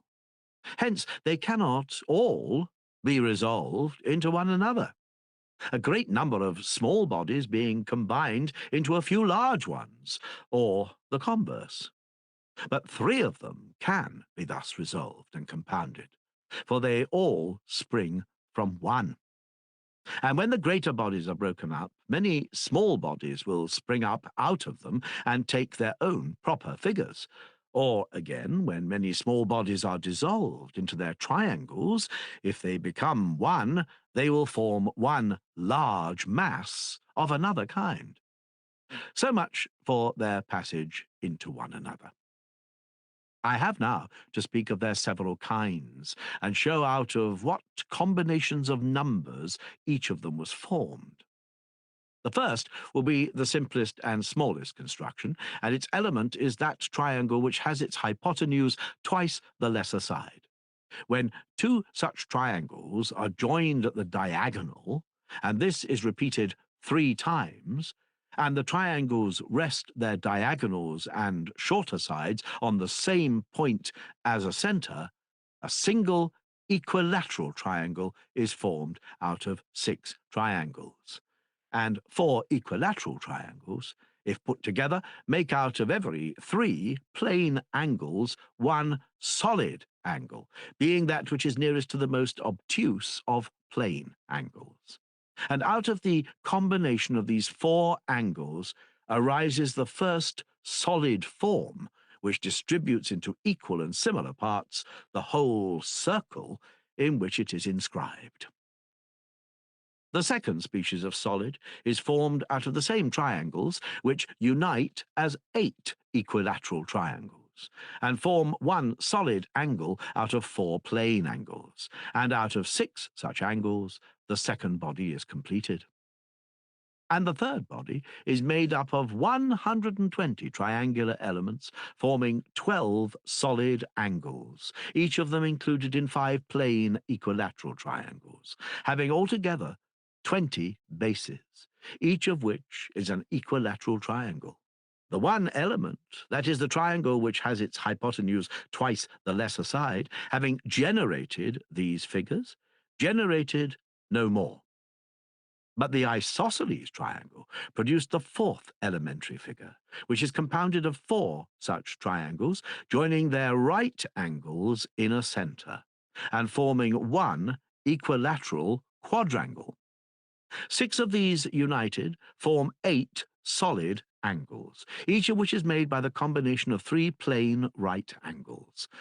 The figure of the body thus composed is a cube, having 6 plane quadrangular equilateral bases. There was yet a 5th combination which God used in the delineation of the universe. Now, he who, duly reflecting on all this, inquires whether the worlds are to be regarded as indefinite or definite in number, will be of opinion that the notion of their indefiniteness is characteristic of a sadly indefinite and ignorant mind. He, however, who raises the question whether they are to be truly regarded as 1 or 5, takes up a more reasonable position. Arguing from probabilities, I am of opinion that they are 1. Another, regarding the question from another point of view, will be of another mind. But leaving this inquiry, let us proceed to distribute the elementary forms which have now been created in idea among the 4 elements. To earth, then, let us assign the cubical form, For earth is the most immovable of the four and the most plastic of all bodies, and that which has the most stable bases must of necessity be of such a nature. Now, of the triangles which we assumed at first, that which has two equal sides is by nature more firmly based than that which has unequal sides. And of the compound figures which are formed out of either, the plane equilateral quadrangle has necessarily a more stable basis than the equilateral triangle, both in the whole and in the parts. Wherefore, in assigning this figure to earth, we adhere to probability. And to water, we assign that one of the remaining forms, which is the least movable, and the most movable of them to fire, and to air, that which is intermediate. Also, we assign the smallest body to fire, and the greatest to water, and the intermediate in size to air, and again the acutest body to fire, and the next in acuteness to air, and the third to water. Of all these elements, that which has the fewest bases must necessarily be the most movable, for it must be the acutest and most penetrating in every way, and also the lightest, as being composed of the smallest number of similar particles. And the second body has similar properties in a second degree, and the third body in the third degree. Let it be agreed, then, both according to strict reason and according to probability, that the pyramid is the solid which is the original element and seed of fire. And let us assign the element which was next in the order of generation to air, and the third to water. We must imagine all these to be so small that no single particle of any of the four kinds is seen by us on account of their smallness. But when many of them are collected together, their aggregates are seen.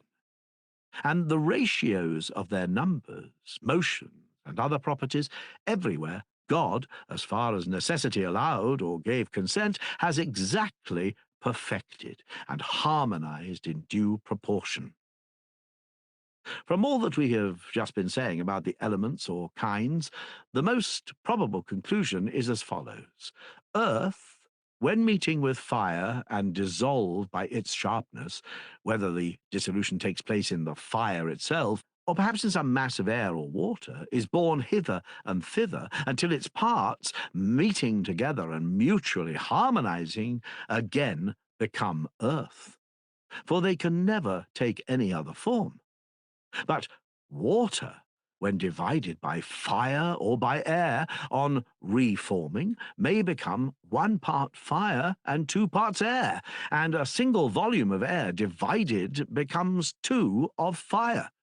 Again, when a small body of fire is contained in a larger body of air or water or earth, and both are moving, and the fire struggling is overcome and broken up, then 2 volumes of fire form 1 volume of air.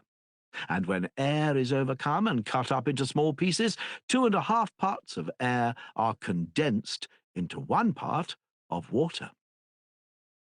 Let us consider the matter in another way.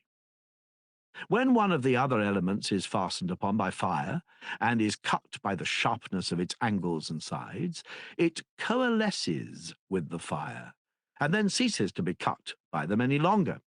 For no element which is one and the same with itself can be changed by or change another of the same kind, and in the same state. But so long as in the process of transition the weaker is fighting against the stronger, the dissolution continues. Again, when a few small particles, enclosed in many larger ones, are in process of decomposition and extinction, they only cease from their tendency to extinction when they consent to pass into the conquering nature, and fire becomes air, and air water.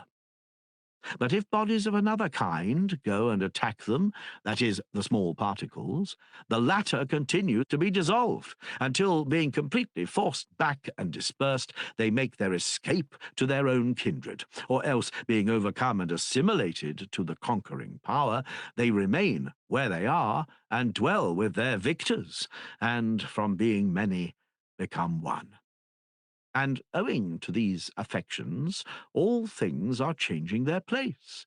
For by the motion of the receiving vessel, the bulk of each class is distributed into its proper place. But those things which become unlike themselves, and like other things, are hurried by the shaking into the place of the things to which they grow like. Now, all unmixed and primary bodies are produced by such causes as these. As to the subordinate species, which are included in the greater kinds, they are to be attributed to the varieties in the structure of the two original triangles. For either structure did not originally produce the triangle of one size only, but some larger and some smaller. And there are as many sizes as there are species of the four elements. Hence, when they are mingled with themselves and with one another, there is an endless variety of them, which those who would arrive at the probable truth of nature ought duly to consider. Unless a person comes to an understanding about the nature and conditions of rest and motion, he will meet with many difficulties in the discussion which follows. Something has been said of this matter already, and something more remains to be said, which is that motion never exists in what is uniform.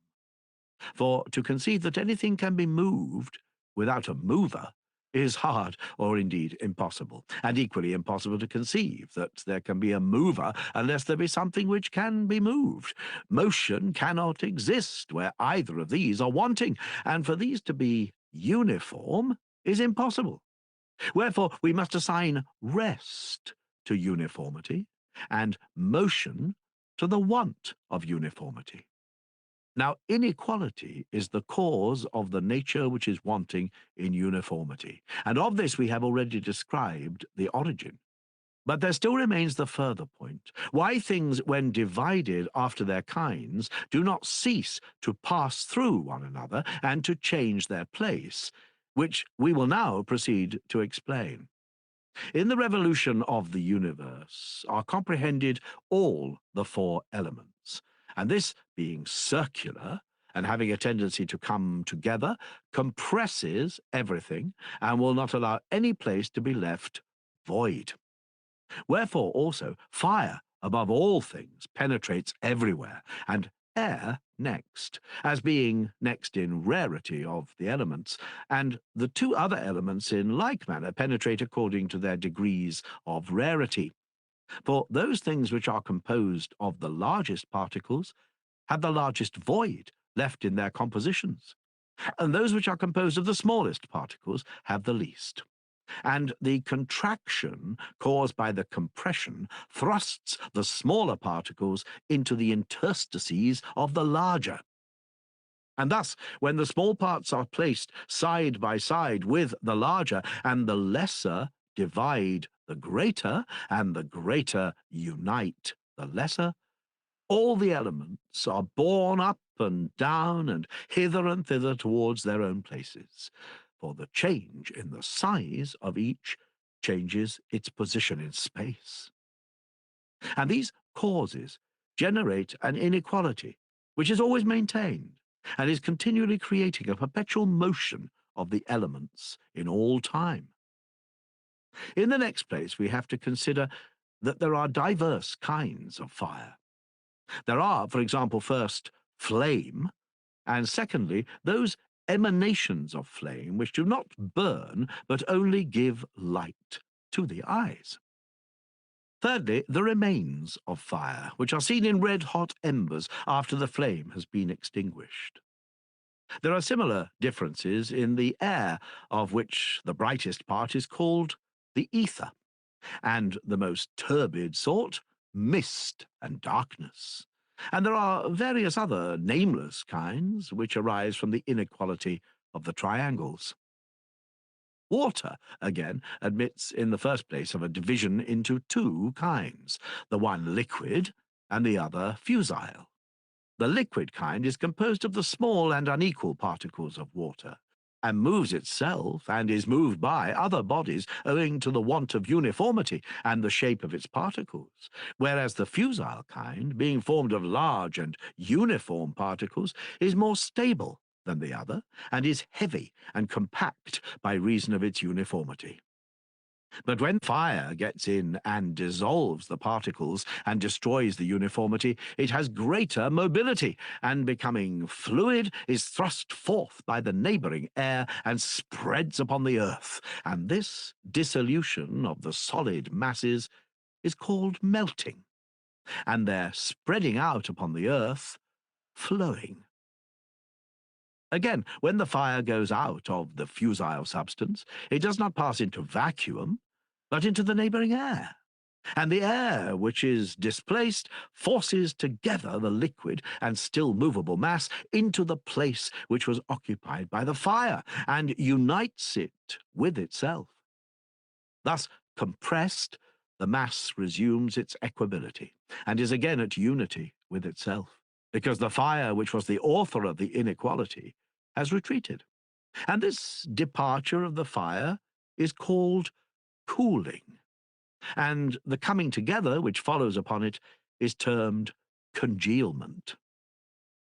Of all the kinds termed fusile, that which is the densest and is formed out of the finest and most uniform parts is that most precious possession called gold, which is hardened by filtration through rock. This is unique in kind, and has both a glittering and a yellow colour. A shoot of gold, which is so dense as to be very hard and takes a black colour, is termed adamant. There is also another kind, which has parts nearly like gold, and of which there are several species. It is denser than gold, and it contains a small and fine portion of earth, and is therefore harder, yet also lighter, because of the great interstices which it has within itself. And this substance, which is one of the bright and denser kinds of water, when solidified, is called copper. There is an alloy of earth mingled with it, which, when the two parts grow old and are disunited, shows itself separately, and is called rust. The remaining phenomena of the same kind there will be no difficulty in reasoning out by the method of probabilities. A man may sometimes set aside meditations about eternal things, and for recreation turn to consider the truths of generation, which are probable only. He will thus gain a pleasure not to be repented of, and secure for himself, while he lives, a wise and moderate pastime. Let us grant ourselves this indulgence, and go through the probabilities relating to the same subjects which follow next in order. Water, which is mingled with fire, so much as is fine and liquid, being so called by reason of its motion and the way in which it rolls along the ground, and soft, because its bases give way, are less stable than those of earth, when separated from fire and air and isolated, becomes more uniform, and by their retirement is compressed into itself. And if the condensation be very great, the water above the earth becomes hail, but on the earth, ice. And that which is congealed in a less degree and is only half solid when above the earth is called snow, and when upon the earth and condensed from dew, hoarfrost. Then again, there are the numerous kinds of water which have been mingled with one another and are distilled through plants which grow in the earth. And this whole class is called by the name of juices or saps. The unequal admixture of these fluids creates a variety of species. Most of them are nameless, but four, which are of a fiery nature, are clearly distinguished and have names. First, there is wine, which warms the soul as well as the body.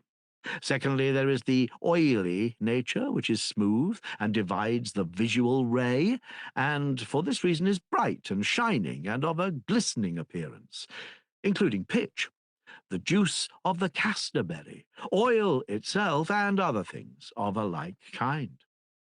Thirdly, there is the class of substances which expand the contracted parts of the mouth until they return to their natural state, and by reason of this property create sweetness. These are included under the general name of honey. And lastly, there is a frothy nature, which differs from all juices, having a burning quality which dissolves the flesh. It is called opus, a vegetable acid. As to the kinds of earth, that which is filtered through water passes into stone in the following manner. The water which mixes with the earth and is broken up in the process changes into air, and taking this form, mounts into its own place. But as there is no surrounding vacuum, it thrusts away the neighbouring air, and this being rendered heavy, and when it is displaced, having been poured around the mass of earth, forcibly compresses it and drives it into the vacant space, whence the new air had come up. And the earth, when compressed by the air into an indissoluble union with water, becomes rock. The fairer sort is that which is made up of equal and similar parts, and is transparent. That which has the opposite qualities is inferior, but when all the watery part is suddenly drawn out by fire, a more brittle substance is formed, to which we give the name of pottery. Sometimes, also, moisture may remain, and the earth, which has been fused by fire, becomes, when cool, a certain stone of a black colour. A like separation of the water, which have been copiously mingled with them, may occur in two substances composed of finer particles of earth and of a briny nature. Out of either of them, a half-solid body is then formed, soluble in water. The one, soda, which is used for purging away oil and earth, and the other, salt, which harmonizes so well in combinations pleasing to the palate, and is, as the law testifies, a substance dear to the gods. The compounds of earth and water are not soluble by water, but by fire only, and for this reason, neither fire nor air melt masses of earth. For their particles, being smaller than the interstices in its structure, have plenty of room to move without forcing their way, and so they leave the earth unmelted and undissolved. But particles of water, which are larger, force a passage and dissolve and melt the earth. Wherefore earth, when not consolidated by force, is dissolved by water only. When consolidated, by nothing but fire, for this is the only body which can find an entrance. The cohesion of water, again, when very strong, is dissolved by fire only. When weaker, then either by air or fire, the former entering the interstices, and the latter penetrating even the triangles. But nothing can dissolve air, when strongly condensed, which does not reach the elements or triangles, or if not strongly condensed, then only fire can dissolve it. As to bodies composed of earth and water, while the water occupies the vacant interstices of the earth in them which are compressed by force, the particles of water which approach them from without, finding no entrance, flow around the entire mass and leave it undissolved. But the particles of fire entering into the interstices of the water do to the water what water does to earth, and fire to air, and are the sole causes of the compound body of earth and water liquefying and becoming fluid. Now, these bodies are of two kinds. Some of them, such as glass and the fusible sort of stones, have less water than they have earth. On the other hand, substances of the nature of wax and incense have more of water entering into their composition. I have thus shown the various classes of bodies as they are diversified by their forms and combinations and changes into one another. And now I must endeavour to set forth their affections and the causes of them. In the first place, the bodies which I have been describing are necessarily objects of sense, but we have not yet considered the origin of flesh, or what belongs to flesh, or of that part of the soul which is mortal. And these things cannot be adequately explained without also explaining the affections, which are concerned with sensation, nor the latter without the former. And yet to explain them together is hardly possible, for which reason we must assume first one or the other, and afterwards examine the nature of our hypothesis. In order, then, that the affections may follow regularly after the elements, let us presuppose the existence of body and soul. First, let us inquire what we mean by saying that fire is hot. And about this we may reason from the dividing or cutting power which it exercises on our bodies. We all of us feel that fire is sharp, and we may further consider the fineness of the sides, and the sharpness of the angles, and the smallness of the particles, and the swiftness of the motion. All this makes the action of fire violent and sharp, so that it cuts whatever it meets.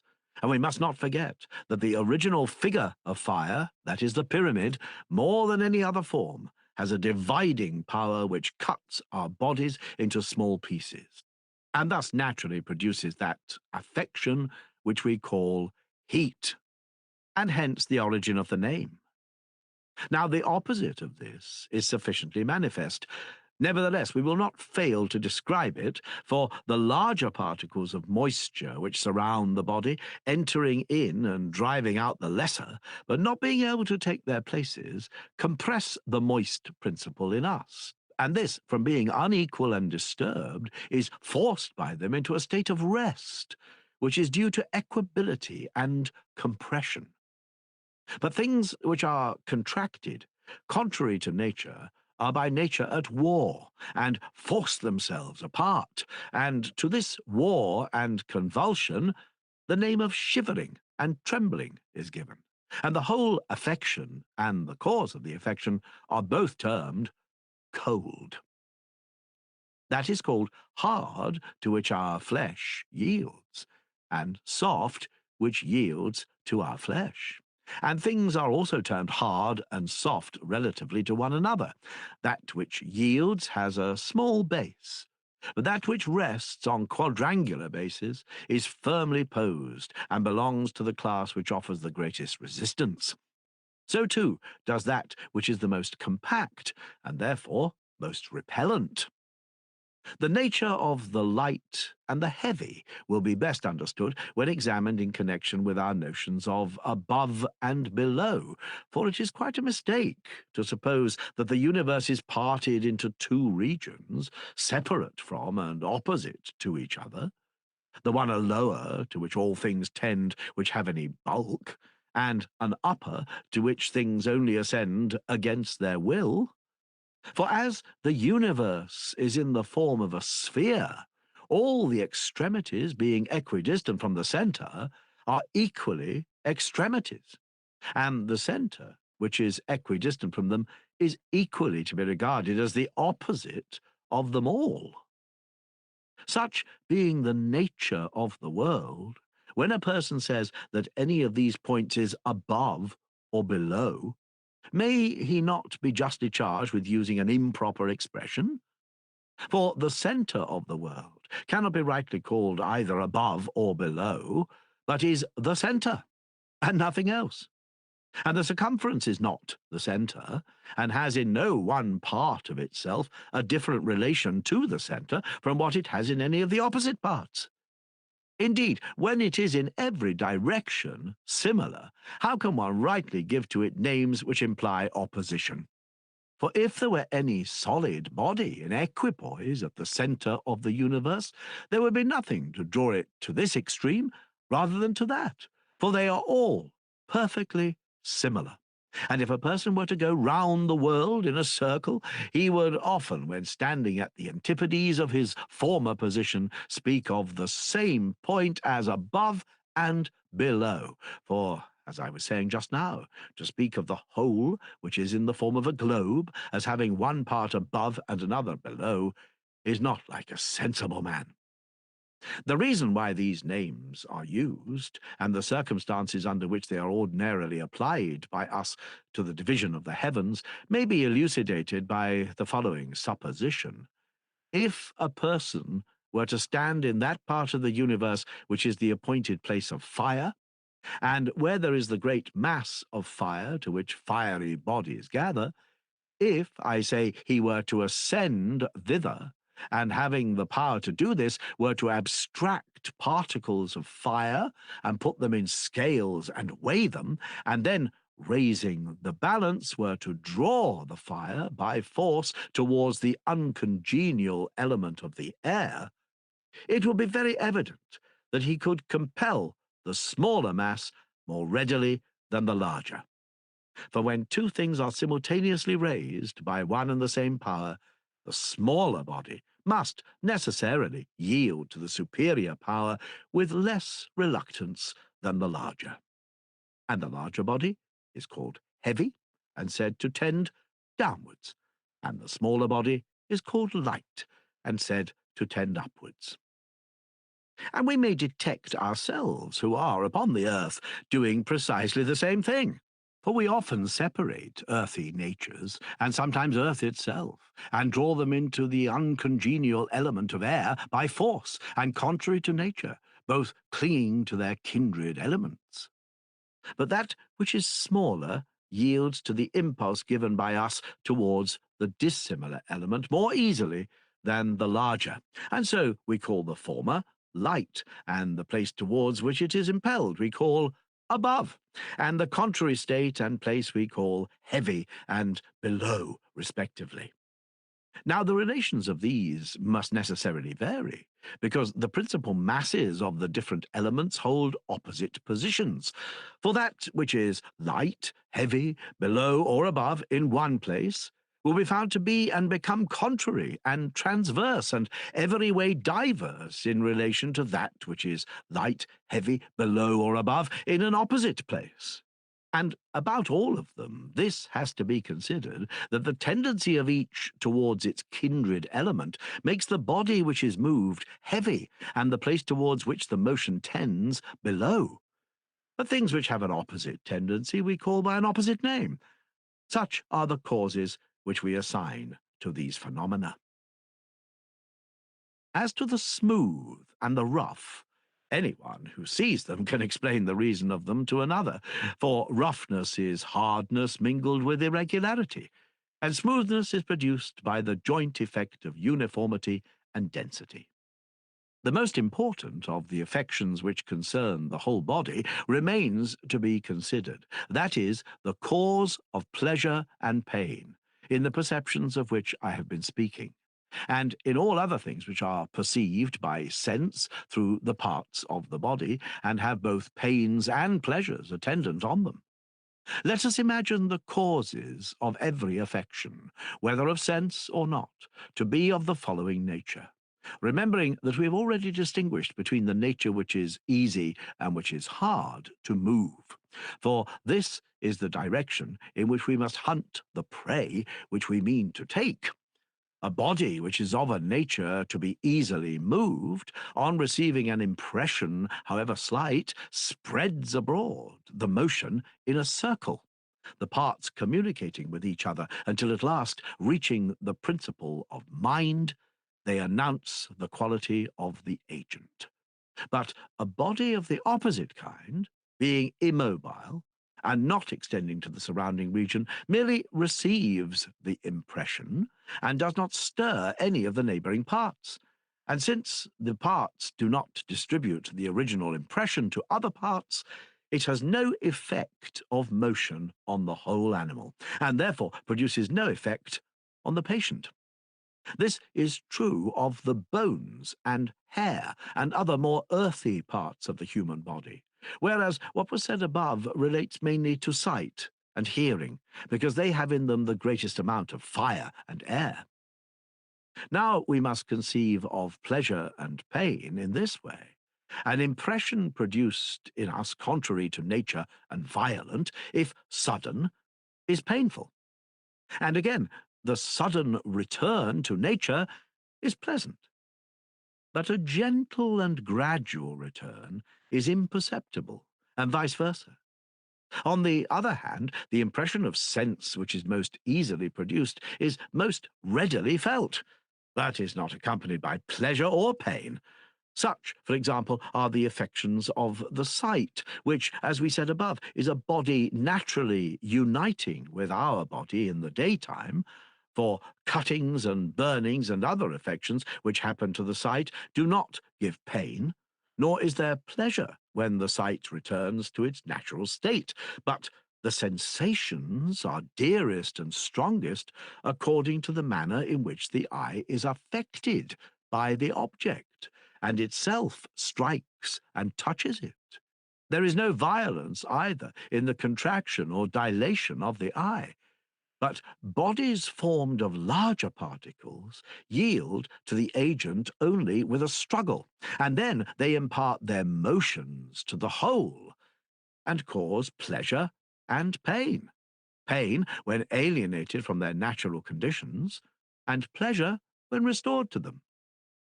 Things which experience gradual withdrawings and emptyings of their nature, and great and sudden replenishments, fail to perceive the emptying, but are sensible of the replenishment.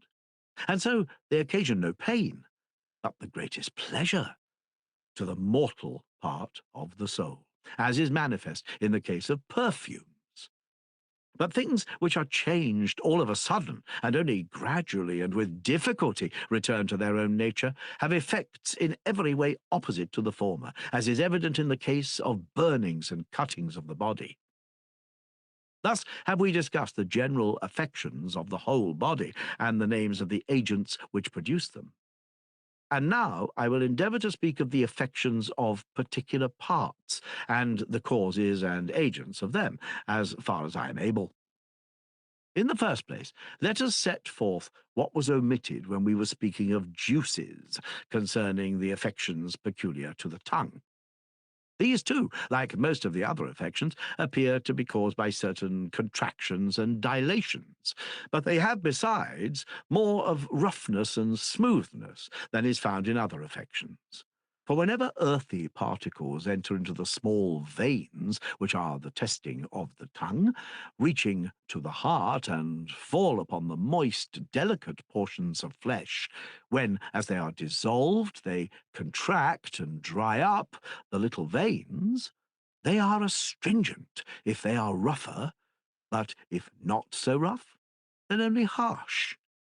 Those of them which are of an abstergent nature, and purge the whole surface of the tongue, if they do it in excess, and so encroach as to consume some part of the flesh itself, like potash and soda, are all termed bitter. But the particles which are deficient in the alkaline quality, and which cleanse only moderately, are called salt, and having no bitterness or roughness, are regarded as rather agreeable than otherwise.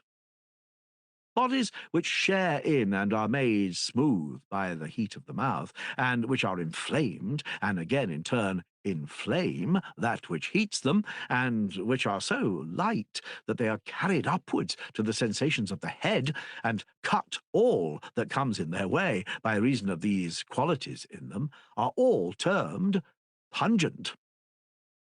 When these same particles, refined by putrefaction, enter into the narrow veins and are duly proportioned to the particles of earth and air which are there, they set them whirling about one another, and while they are in a whirl, cause them to dash against and enter into one another, and so form hollows surrounding the particles that enter, which watery vessels of air, or a film of moisture, sometimes earthy, sometimes pure, is spread around the air, are hollow spheres of water, and those of them which are pure are transparent and are called bubbles.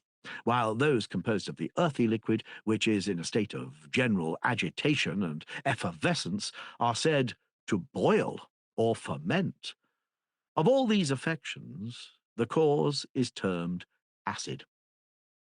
And there is the opposite affection arising from an opposite cause, when the mass of entering particles, immersed in the moisture of the mouth, is congenial to the tongue, and smooths and oils over the roughness, and relaxes the parts which are unnaturally contracted, and contracts the parts which are relaxed, and disposes them all according to their nature.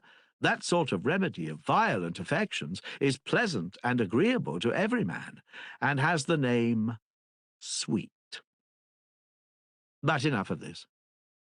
The faculty of smell does not admit of differences of kind, for all smells are of a half-formed nature, and no element is so proportioned as to have any smell. The veins about the nose are too narrow to admit earth and water, and too wide to detain fire and air, and for this reason no one ever perceives the smell of any of them. But smells always proceed from bodies that are damp, or putrefying, or liquefying, or evaporating, and are perceptible only in the intermediate state, when water is changing into air, and air into water. And all of them are either vapour or mist. That which is passing out of air into water is mist, and that which is passing from water into air is vapour. And hence all smells are thinner than water and thicker than air. The proof of this is that when there is any obstruction to the respiration, and a man draws in his breath by force, then no smell filters through, but the air without the smell alone penetrates. Wherefore the varieties of smell have no name, and they have not many or definite and simple kinds, but they are distinguished only painful and pleasant, the one sort irritating and disturbing the whole cavity, which is situated between the head and the navel, the other having a soothing influence, and restoring this same region to an agreeable and natural condition. In considering the third kind of sense, hearing, we must speak of the causes in which it originates. We may in general assume sound to be a blow which passes through the ears, and is transmitted by means of the air, the brain, and the blood to the soul, and that hearing is the vibration of this blow, which begins in the head and ends in the region of the liver. The sound which moves swiftly is acute, and the sound which moves slowly is grave, and that which is regular is equable and smooth, and the reverse is harsh. A great body of sound is loud, and a small body of sound the reverse. Respecting the harmonies of sound, I must hereafter speak. There is a fourth class of sensible things, having many intricate varieties, which must now be distinguished. They are called by the general name of colours, and are a flame which emanates from every sort of body, and has particles corresponding to the sense of sight. I have spoken already in what has preceded of the causes which generate sight, and in this place it will be natural and suitable to give a rational theory of colours. Of the particles coming from other bodies which fall upon the sight, some are smaller and some are larger, and some are equal to the parts of the sight itself. Those which are equal are imperceptible, and we call them transparent. The larger produce contraction, the smaller dilation in the sight, exercising a power akin to that of hot and cold bodies on the flesh, or of astringent bodies on the tongue, or of those heating bodies which we termed pungent. White and black are similar effects of contraction and dilation in another sphere, and for this reason have a different appearance. Wherefore we ought to term white that which dilates the visual ray, and the opposite of this is black. There is also a swifter motion of a different sort of fire, which strikes and dilates the ray of sight until it reaches the eyes, forcing a way through their passages and melting them, and eliciting from them a union of fire and water, which we call tears, being itself an opposite fire which comes to them from an opposite direction. The inner fire flashes forth like lightning, and the outer finds a way in and is extinguished in the moisture. And all sorts of colours are generated by the mixture. This affection is termed dazzling, and the object which produces it is called bright and flashing. There is another sort of fire which is intermediate, and which reaches and mingles with the moisture of the eye without flashing. And in this, the fire mingling with the ray of the moisture produces a colour like blood, to which we give the name of red. A bright hue mingled with red and white gives the colour called auburn. The law of proportion, however, according to which the several colours are formed, even if a man knew, he would be foolish in telling, for he could not give any necessary reason, nor indeed any tolerable or probable explanation of them. Again, red, when mingled with black and white, becomes purple, but it becomes umber when the colours are burnt as well as mingled, and the black is more thoroughly mixed with them. Flame colour is produced by a union of auburn and dun by an admixture of black and white. Pale yellow by an admixture of white and auburn. White and bright meeting, and falling upon a full black, become dark blue. And when dark blue mingles with white, a light blue colour is formed, as flame colour with black makes leek green. There will be no difficulty in seeing how and by what mixtures the colours derived from these are made, according to the rules of probability. He, however, who should attempt to verify all this by experiment would forget the difference of the human and divine nature. For God only has the knowledge and also the power which are able to combine many things into one, and again resolve the one into many. But no man either is or ever will be able to accomplish either the one or the other operation. These are the elements, thus of necessity then subsisting, which the Creator of the fairest and best of created things associated with himself, when he made the self-sufficing and most perfect God, using the necessary causes as his ministers in the accomplishment of his work, but himself contriving the good in all his creations. Wherefore we may distinguish two sorts of causes, the one divine and the other necessary, and may seek for the divine in all things, as far as our nature admits, with a view to the blessed life. But the necessary kind only for the sake of the divine, considering that without them and when isolated from them, these higher things for which we look cannot be apprehended or received or in any way shared by us. Seeing, then, that we have now prepared for our use the various classes of causes, which are the material out of which the remainder of our discourse must be woven, just as wood is the material of the carpenter, let us revert in a few words to the point at which we began, and then endeavour to add on a suitable ending to the beginning of our tale. As I said at first, when all things were in disorder, God created in each thing in relation to itself, and in all things in relation to each other, all the measures and harmonies which they could possibly receive.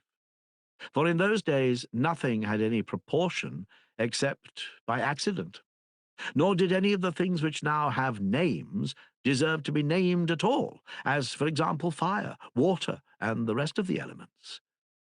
All these the Creator first set in order, and out of them he constructed the universe, which was a single animal comprehending in itself all other animals, mortal and immortal.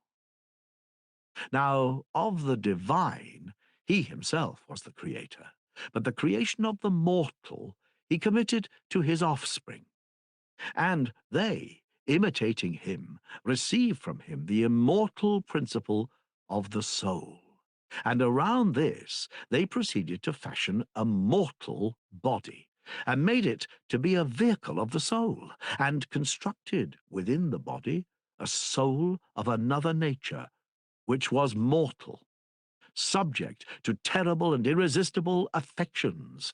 First of all, pleasure, the greatest incitement to evil, then pain, which deters from good, also rashness and fear, two foolish counselors, anger, hard to be appeased, and hope, easily led astray. These they mingled with irrational sense, and with all daring love, according to necessary laws, and so framed man. Wherefore, fearing to pollute the divine any more than was absolutely unavoidable, they gave to the mortal nature a separate habitation in another part of the body, placing the neck between them to be the isthmus and boundary, which they constructed between the head and the breast to keep them apart. And in the breast, and in what is termed the thorax, they encased the mortal soul. And as the one part of this was superior and the other inferior, they divided the cavity of the thorax into two parts, as the women's and men's apartments are divided in houses, and placed the midriff to be a wall of partition between them. That part of the inferior soul, which is endowed with courage and passion and love's contention, they settled nearer the head, midway between the midriff and the neck, in order that it might be under the rule of reason, and might join with it in controlling and restraining the desires when they are no longer willing of their own accord to obey the word of command issuing from the citadel. The heart, the knot of the veins and the fountain of the blood, which races through all the limbs, was set in the place of guard, that when the might of passion was roused by reason, making proclamation of any wrong assailing them from without, or being perpetrated by the desires within, quickly the whole power of feeling in the body, perceiving these commands and threats, might obey and follow through every turn and alley, and thus allow the principle of the best to have the command in all of them.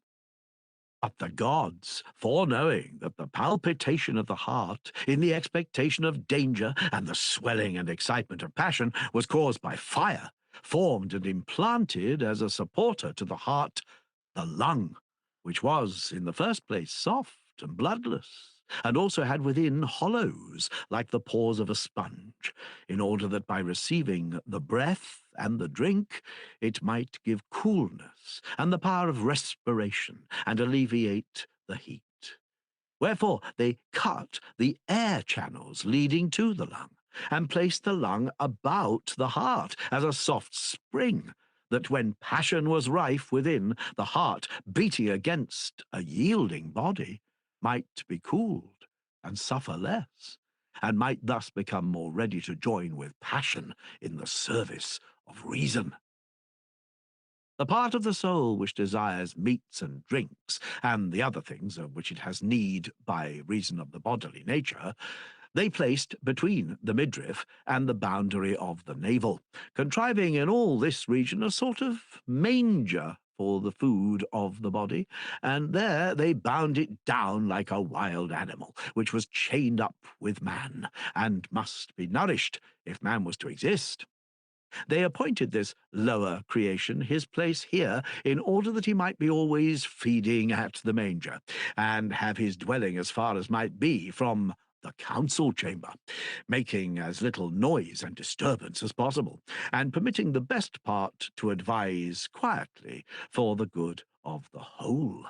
And knowing that this lower principle in man would not comprehend reason, and even if attaining to some degree of perception, would never naturally care for rational notions, but that it would be led away by phantoms and visions night and day, to be a remedy for this, God combined with it the liver, and placed it in the house of the lower nature, contriving that it should be solid and smooth and bright and sweet, and should also have a bitter quality, in order that the power of thought, which proceeds from the mind, might be reflected, as in a mirror, which receives likenesses of objects and gives back images of them to the sight, and so might strike terror into the desires when making use of the bitter part of the liver to which it is akin.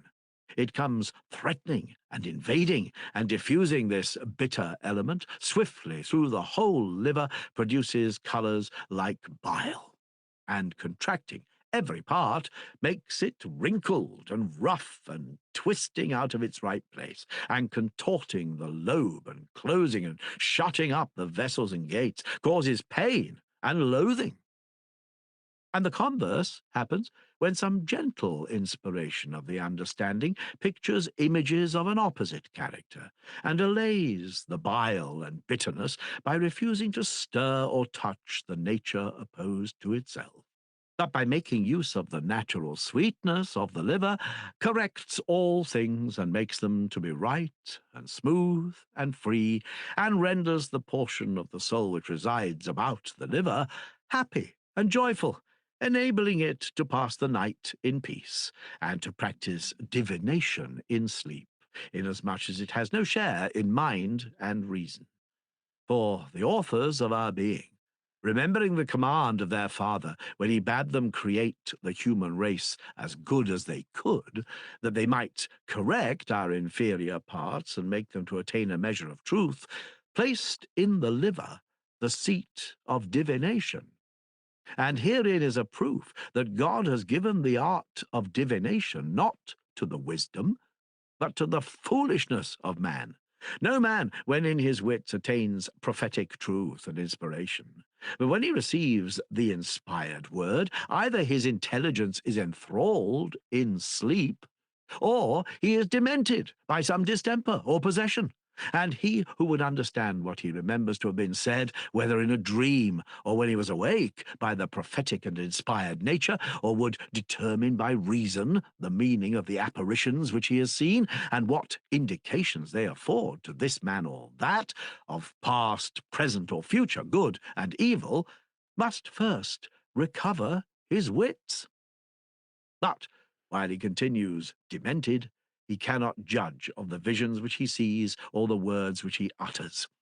The ancient saying is very true, that only a man who has his wits can act or judge about himself and his own affairs. And for this reason, it is customary to appoint interpreters to be judges of the true inspiration. Some persons call them prophets. They are quite unaware that they are only the expositors of dark sayings and visions, and are not to be called prophets at all, but only interpreters of prophecy. Such is the nature of the liver, which is placed, as we have described, in order that it may give prophetic intimations. During the life of each individual, these intimations are plainer, but after his death, the liver becomes blind and delivers oracles too obscure to be intelligible.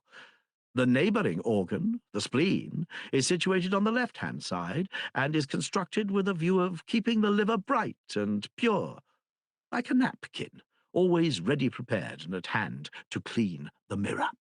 And hence, when any impurities arise in the region of the liver by reason of disorders of the body, the loose nature of the spleen, which is composed of a hollow and bloodless tissue, receives them all and clears them away, and when filled with unclean matter, swells and festers, but again, when the body is purged, settles down into the same place as before, and is humbled.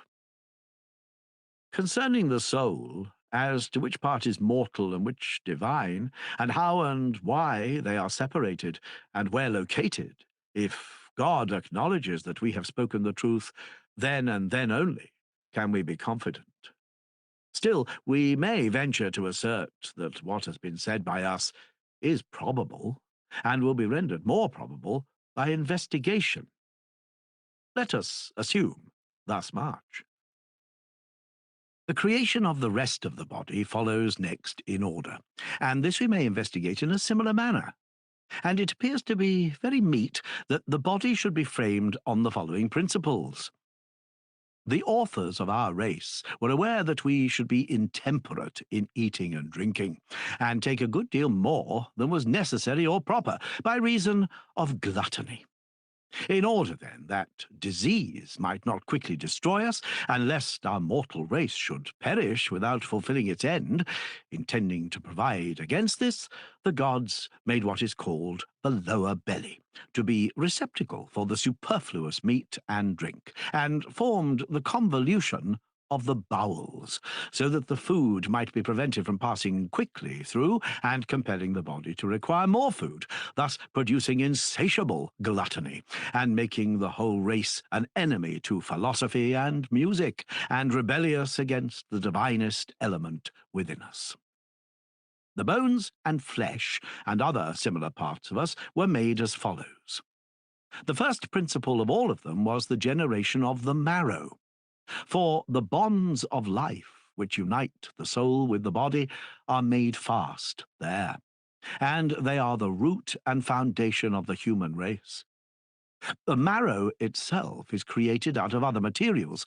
God took such of the primary triangles as were straight and smooth, and were adapted by their perfection to produce fire and water and air and earth.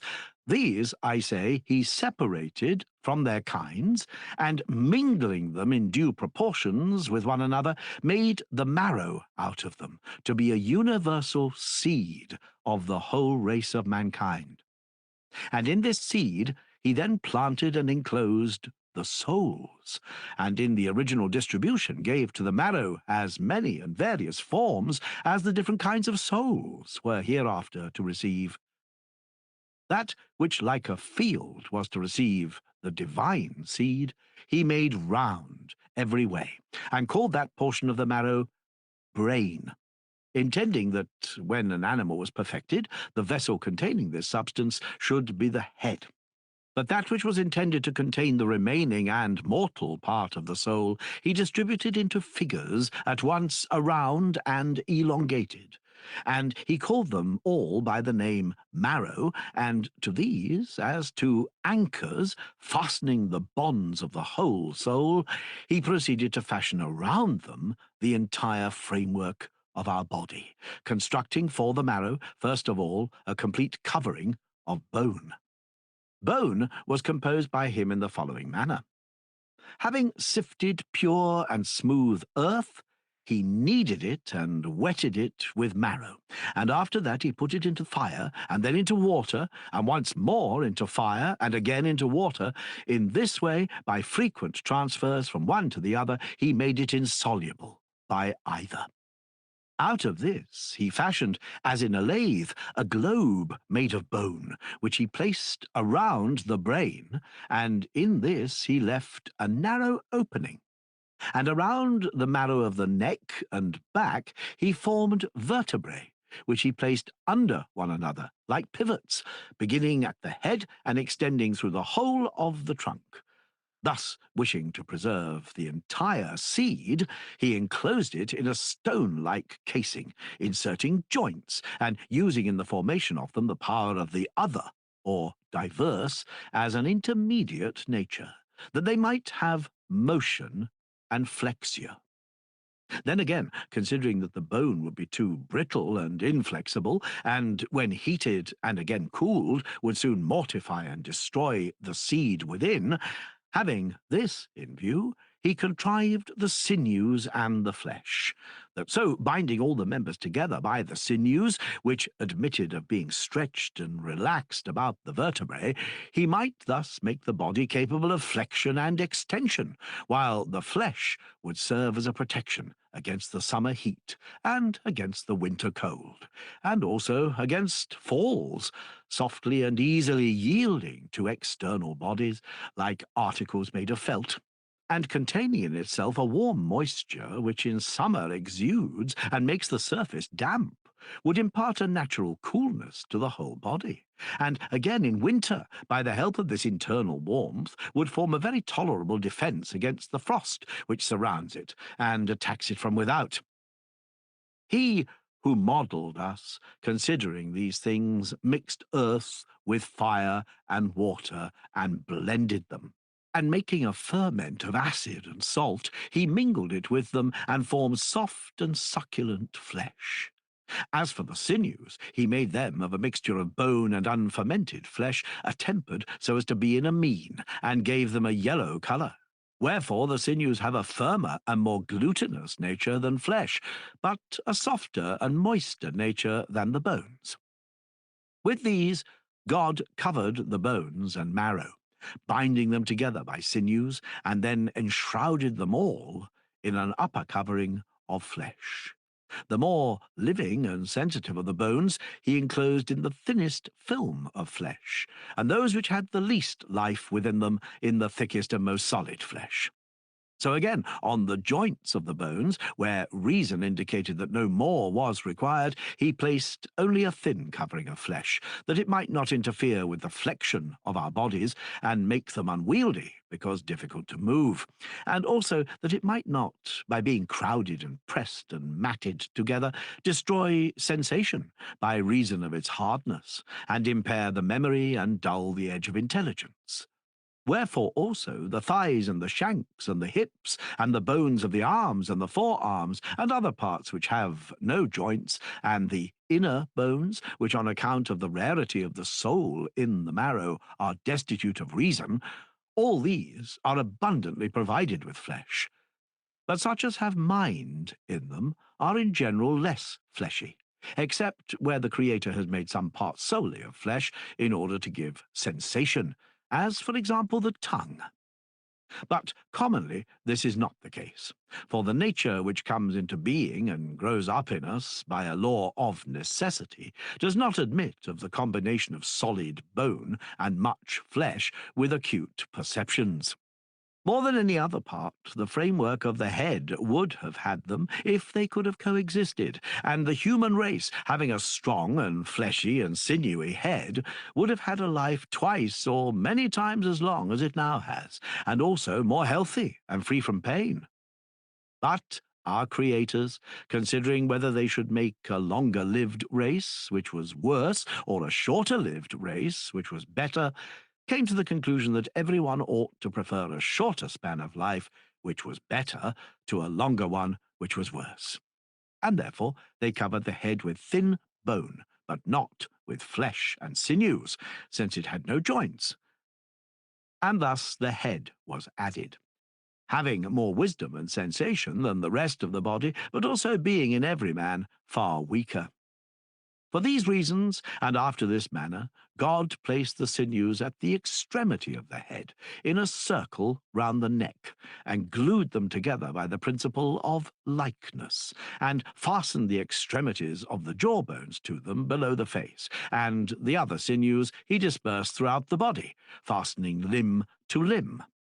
The framers of us framed the mouth as now arranged, having teeth and tongue and lips, with a view to the necessary and the good, contriving the way in for necessary purposes, the way out for the best purposes.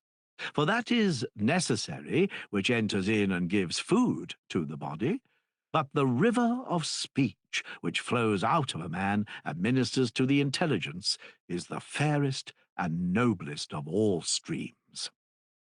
Still, the head could neither be left a bare frame of bones on account of the extremes of heat and cold in the different seasons, nor yet be allowed to be wholly covered, and so become dull and senseless by reason of an overgrowth of flesh. The fleshy nature was not therefore wholly dried up, but a large sort of peel was parted off and remained over, which is now called the skin. This met and grew by the help of the cerebral moisture, and became the circular envelopment of the head, and the moisture, rising up under the sutures, watered and closed in the skin upon the crown, forming a sort of knot. The diversity of the sutures was caused by the power of the courses of the soul and of the food, and the more these struggled against one another, the more numerous they became, and fewer if the struggle were less violent. This skin, the divine power, pierced all round with fire, and out of the punctures which were thus made, the moisture issued forth, and the liquid and heat, which was pure, came away, and a mixed part, which was composed of the same material as the skin, and had a fineness equal to the punctures, was borne up by its own impulse, and extended far outside the head, but being too slow to escape, was thrust back by the external air, and rolled up underneath the skin, where it took root. Thus, the hair sprang up in the skin, being akin to it because it is like threads of leather, but rendered harder and closer through the pressure of the cold, by which each hair, while in process of separation from the skin, is compressed and cooled. Wherefore the Creator formed the head hairy, making use of the causes which I have mentioned, and reflecting also that instead of flesh, the brain needed the hair to be a light covering or guard, which would give shade in summer and shelter in winter, and at the same time would not impede our quickness of perception.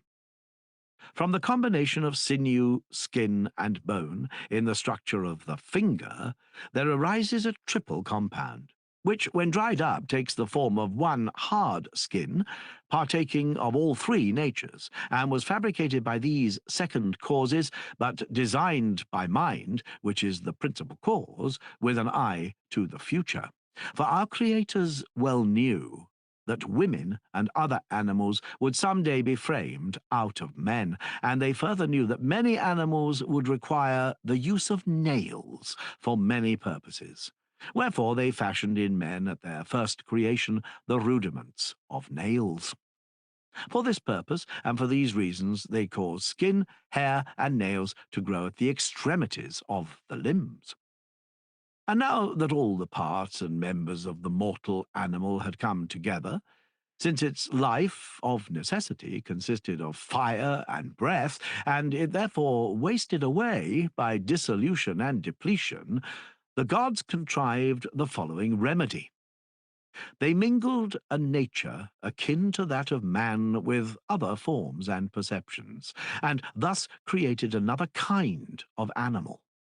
These are the trees and plants and seeds which have been improved by cultivation and are now domesticated among us.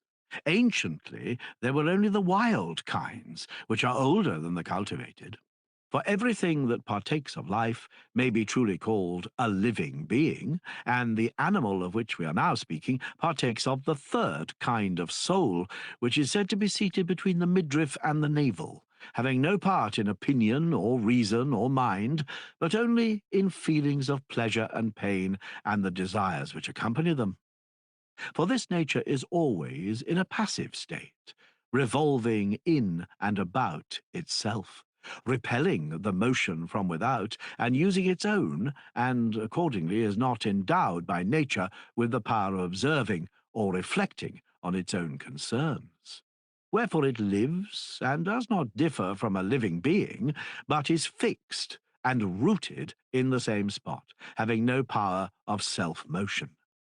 Now, after the superior powers had created all these natures to be food for us who are of the inferior nature, they cut various channels through the body as through a garden, that it might be watered as from a running stream. In the first place, they cut two hidden channels, or veins, down the back, where the skin and the flesh join, which answered severally to the right and left side of the body. These they let down along the backbone, so as to have the marrow of generation between them, where it was most likely to flourish, and in order that the stream coming down from above might flow freely to the other parts, and equalize the irrigation. In the next place, they divided the veins about the head, and interlacing them, they sent them in opposite directions. Those coming from the right side they sent to the left of the body, and those from the left they diverted towards the right, so that they and the skin might together form a bond which should fasten the head to the body. since the crown of the head was not encircled by sinews, and also in order that the sensations from both sides might be distributed over the whole body. And next, they ordered the watercourses of the body in a manner which I will describe, and which will be more easily understood if we begin by admitting that all things which have lesser parts retain the greater, but the greater cannot retain the lesser. Now, of all natures, fire has the smallest parts, and therefore penetrates through earth and water and air, and their compounds, nor can anything hold it. And a similar principle applies to the human belly. For when meats and drinks enter it, it holds them. But it cannot hold air and fire, because the particles of which they consist are smaller than its own structure. These elements, therefore, God employed for the sake of distributing moisture from the belly into the veins, weaving together network of fire and air like a wheel, having at the entrance 2 lesser wheels. Further, he constructed one of these with 2 openings, and from the lesser wheels he extended cords, reaching all round to the extremities of the network. All the interior of the net he made of fire, but the lesser wheels and their cavity of air. The network he took and spread over the newly formed animal in the following manner. He let the lesser wheels pass into the mouth. There were 2 of them, and one he let down by the air pipes into the lungs, the other by the side of the air pipes into the belly.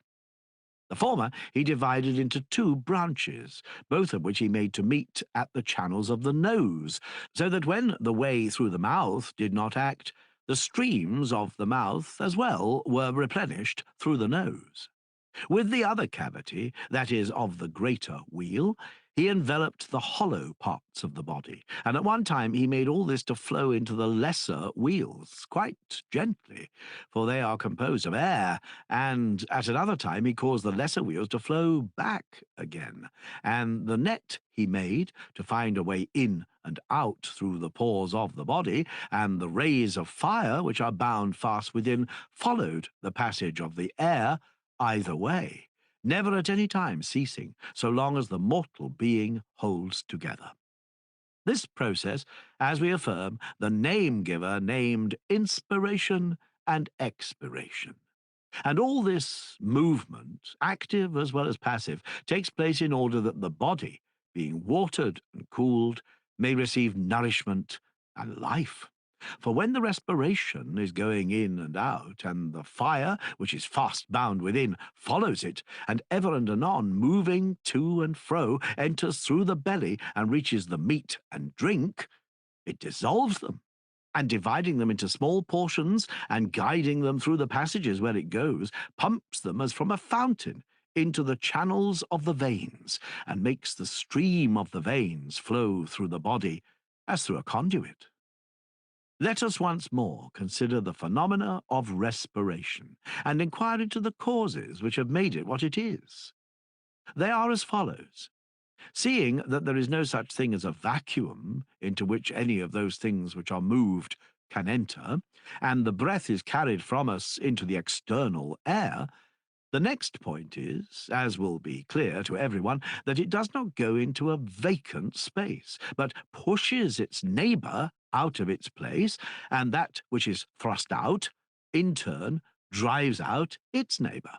And in this, everything of necessity, at last, comes round to that place from whence the breath came forth, and enters in there, and following the breath, fills up the vacant space. And this goes on like the rotation of a wheel, because there can be no such thing as a vacuum. Wherefore also the breast and the lungs, when they emit the breath, are replenished by the air which surrounds the body, and which enters in through the pores of the flesh, and is driven round in a circle. And again, the air which is sent away and passes out through the body forces the breath inwards through the passage of the mouth and the nostrils. Now, the origin of this movement may be supposed to be as follows. In the interior of every animal, the hottest part is that which is around the blood and veins. It is, in a manner, an internal fountain of fire, which we compare to the network of a creel, being woven all of fire and extended through the centre of the body, while the outer parts are composed of air. Now, we must admit that heat naturally proceeds outward to its own place and to its kindred element. And as there are two exits for the heat, the out through the body and the other through the mouth and nostrils, when it moves towards the one, it drives round the air at the other. And that which is driven round falls into the fire and becomes warm, and that which goes forth is cooled. But when the heat changes its place and the particles at the other exit grow warmer, the hotter air, inclining in that direction and carried towards its native element, fire, pushes round the air at the other. And this being affected in the same way and communicating the same impulse, a circular motion swaying to and fro, is produced by the double process, which we call inspiration and expiration. The phenomena of medical cupping glasses, and of the swallowing of drink, and of the projection of bodies, whether discharged in the air or bowled along the ground, are to be investigated on a similar principle. And swift and slow sounds, which appear to be high and low, and are sometimes discordant on account of their inequality, and then again harmonical on account of the equality of the motion which they excite in us. For when the motions of the antecedent swifter sounds begin to pause and the two are equalized, the slower sounds overtake the swifter, and then propel them. When they overtake them, they do not intrude a new and discordant motion, but introduce the beginnings of a slower, which answers to the swifter as it dies away, thus producing a single mixed expression out of high and low, whence arises a pleasure, which even the unwise feel, and which to the wise becomes a higher sort of delight, being an imitation of divine harmony in mortal motions. Moreover, as to the flowing of water, the fall of the thunderbolt, and the marvels that are observed about the attraction of amber and the Heraclean stones, in none of these cases is there any attraction. But he who investigates rightly will find that such wonderful phenomena are attributable to the combination of certain conditions, the non-existence of a vacuum, the fact that objects push one another around, and that they change places, passing severally into their proper positions as they are divided or combined. Such, as we have seen, is the nature, and such are the causes of respiration, the subject in which this discussion originated. For the fire cuts the food, and following the breath surges up within, fire and breath rising together, and filling the veins by drawing up out of the belly and pouring into them the cut portions of the food. And so the streams of food are kept flowing through the whole body in all animals, and fresh cuttings from kindred substances, whether the fruits of the earth or herb of the field, which God planted to be our daily food, acquire all sorts of colours by their intermixture, but red is the most pervading of them, being created by the cutting action of fire and by the impression which it makes on a moist substance. And hence the liquid which circulates in the body has a colour such as we have described. The liquid itself we call blood, which nourishes the flesh and the whole body, whence all parts are watered and empty places filled. Now, the process of repletion and evacuation is effected after the manner of the universal motion, by which all kindred substances are drawn towards one another. For the external elements which surround us are always causing us to consume away, and distributing and sending off like to like. The particles of blood, too, which are divided and contained within the frame of the animal, as in a sort of heaven, are compelled to imitate the motion of the universe. Each, therefore, of the divided parts within us, being carried to its kindred nature, replenishes the void. When more is taken away than flows in, then we decay, and when less, we grow and increase. The frame of the entire creature, when young, has the triangles of each kind new, and may be compared to the keel of a vessel which is just off the stocks. They are locked firmly together, and yet the whole mass is soft and delicate, being freshly formed of marrow and nurtured on milk. Now, when the triangles out of which meats and drinks are composed come in from without and are comprehended in the body, being older and weaker than the triangles already there, the frame of the body gets the better of them, and its newer triangles cut them up, and so the animal grows great, being nourished by a multitude of similar particles. But when the roots of the triangles are loosened by having undergone many conflicts with many things in the course of time, they are no longer able to cut or assimilate the food which enters, but are themselves easily divided by the bodies which come in from without. In this way, every animal is overcome and decays, and this affection is called old age. And at last, when the bonds by which the triangles of the marrow are united no longer hold, and are parted by the strain of existence, they in turn loosen the bonds of the soul, and she, obtaining a natural release, flies away with joy. For that which takes place according to nature is pleasant, but that which is contrary to nature is painful. And thus, death, if caused by disease or produced by wounds, is painful and violent, but that sort of death which comes with old age and fulfills the debt of nature is the easiest of deaths, and is accompanied with pleasure rather than with pain. Now, everyone can see whence diseases arise.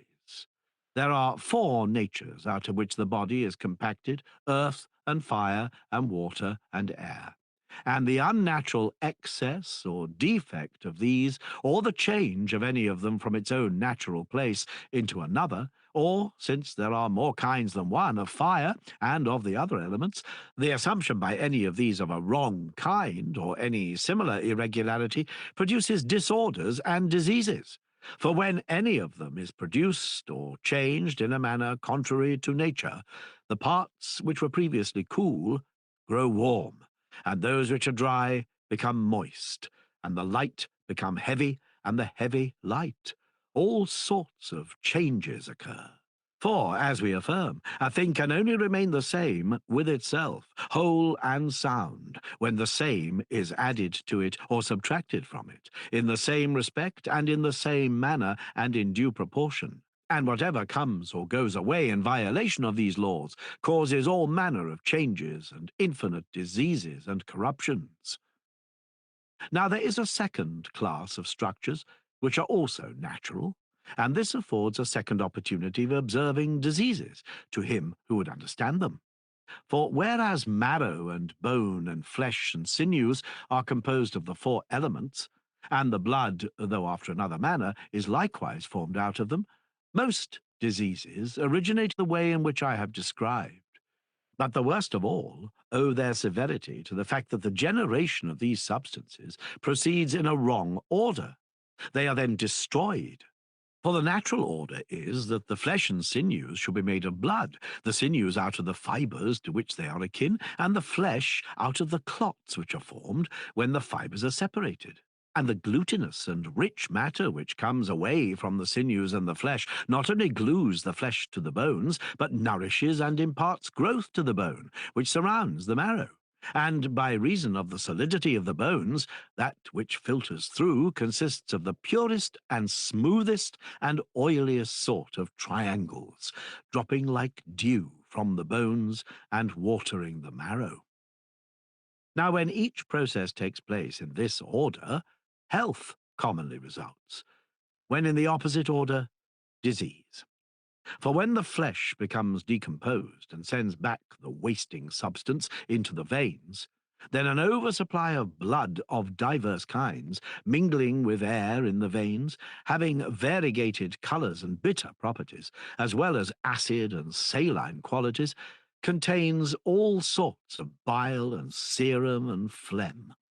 For all things go the wrong way, And having become corrupted, first they taint the blood itself, and then, ceasing to give nourishment to the body, they are carried along the veins in all directions, no longer preserving the order of their natural courses, but at war with themselves, because they receive no good from one another, and are hostile to the abiding constitution of the body, which they corrupt and dissolve. The oldest part of the flesh which is corrupted, being hard to decompose from long burning, grows black, and from being everywhere corroded, becomes bitter, and is injurious to every part of the body which is still uncorrupted. Sometimes, when the bitter element is refined away, the black part assumes an acidity, which takes the place of the bitterness. At other times, the bitterness being tinged with blood has a redder colour, and this, when mixed with black, takes the hue of grass. And again, an auburn colour mingles with the bitter matter when new flesh is decomposed by the fire which surrounds the internal flame, to all which symptoms some physician, perhaps, or rather some philosopher, who had the power of seeing in many dissimilar things one nature deserving of a name, has assigned the common name of bile. But the other kinds of bile are variously distinguished by their colours.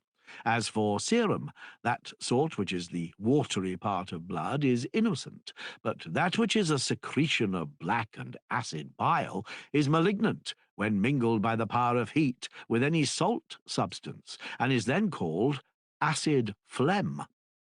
Again, the substance which is formed by the liquefaction of new and tender flesh when air is present, if inflated and encased in liquid so as to form bubbles, which separately are invisible owing to their small size, but when collected are of a bulk which is visible and have a white colour arising out of the generation of foam, all this decomposition of tender flesh, when intermingled with air, is termed by us white phlegm. And the whey or sediment of newly formed phlegm is sweat and tears, and includes the various daily discharges by which the body is purified. Now, all these become causes of disease when the blood is not replenished in a natural manner by food and drink, but gains bulk from opposite sources in violation of the laws of nature. When the several parts of the flesh are separated by disease, if the foundation remains, the power of the disorder is only half as great, and there is still a prospect of an easy recovery. But when that which binds the flesh to the bones is diseased, and no longer being separated from the muscles and sinews, ceases to give nourishment to the bone and to unite flesh and bone, and from being oily and smooth and glutinous becomes rough and salt and dry, owing to bad regimen, then all the substance thus corrupted crumbles away under the flesh and the sinews, and separates from the bone, and the fleshy parts fall away from their foundation, and leave the sinews bare and full of brine. And the flesh again gets into the circulation of the blood, and makes the previously mentioned disorders still greater. And if these bodily affections be severe, still worse are the prior disorders, as when the bone itself, by reason of the density of the flesh, does not obtain sufficient air, but becomes mouldy and hot and gangrened, and receives no nutriment. And the natural process is inverted, and the bone, crumbling, passes into the food, and the food into the flesh, and the flesh again falling into the blood, makes all maladies that may occur more virulent than those already mentioned. But the worst case of all is when the marrow is diseased, either from excess or defect, and this is the cause of the very greatest and most fatal disorders, in which the whole course of the body is reversed. There is a third class of diseases which may be conceived of as arising in three ways, for they are produced sometimes by wind, and sometimes by phlegm, and sometimes by bile. When the lung, which is the dispenser of the air to the body, is obstructed by rheums, and its passages are not free, some of them not acting, while through others too much air enters, then the parts which are unrefreshed by air corrode, while in other parts the excess of air forcing its way through the veins distorts them, and decomposing, the body is enclosed in the midst of it and occupies the midriff. Thus, numberless painful diseases are produced, accompanied by copious sweats. And oftentimes, when the flesh is dissolved in the body, wind generated within and unable to escape is the source of quite as much pain as the air coming in from without. But the greatest pain is felt when the wind gets about the sinews and the veins of the shoulders and swells them up, so twists back the great tendons and the sinews which are connected with them. These disorders are called tetanus and opisthotonus by reason of the tension which accompanies them. The cure of them is difficult. Relief is in most cases given by fever supervening. The white phlegm, though dangerous when detained within by reason of the air bubbles, yet if it can communicate with the outside air, is less severe, and only discolours the body, generating leprous eruptions and similar diseases. When it is mingled with black bile and dispersed about the courses of the head, which are the divinest part of us, the attack, if coming on in sleep, is not so severe, but when assailing those who are awake, it is hard to be got rid of, and being an affection of a sacred part, is most justly called sacred. An acid and salt phlegm, again, is the source of all those diseases which take the form of catarrh, but they have many names because the places into which they flow are manifold. Inflammations of the body come from burnings and inflamings, and all of them originate in bile. When bile finds a means of discharge, it boils up and sends forth all sorts of tumours. But when imprisoned within, it generates many inflammatory diseases, above all when mingled with pure blood, since it then displaces the fibres which are scattered about in the blood and are designed to maintain the balance of rare and dense in order that the blood may not be so liquefied by heat as to exude from the pores of the body, nor again become too dense and thus find a difficulty in circulating through the veins. The fibres are so constituted as to maintain this balance, and if anyone brings them all together when the blood is dead and in process of cooling, then the blood which remains becomes fluid. But if they are left alone, they soon congeal by reason of the surrounding cold. The fibres having this power over the blood. Bile, which is only stale blood, and which, from being flesh, is dissolved again into blood, at the first influx coming in, little by little, hot and liquid, is congealed by the power of the fibres. And so, congealing and made to cool, it produces internal cold and shuddering. When it enters with more of a flood and overcomes the fibres by its heat, and boiling up throws them into disorder, if it have power enough to maintain its supremacy, it penetrates the marrow and burns up what may be termed the cables of the soul, and sets her free. But when there is not so much of it, and the body, though wasted, still holds out, the bile is itself mastered, and is either utterly banished or is thrust through the veins into the lower or upper belly, and is driven out of the body like an exile from a state in which there has been civil war, whence arise diarrheas and dysenteries, and all such disorders. When the constitution is disordered by excess of fire, continuous heat and fever are the result. When excess of air is the cause, then the fever is quotidian.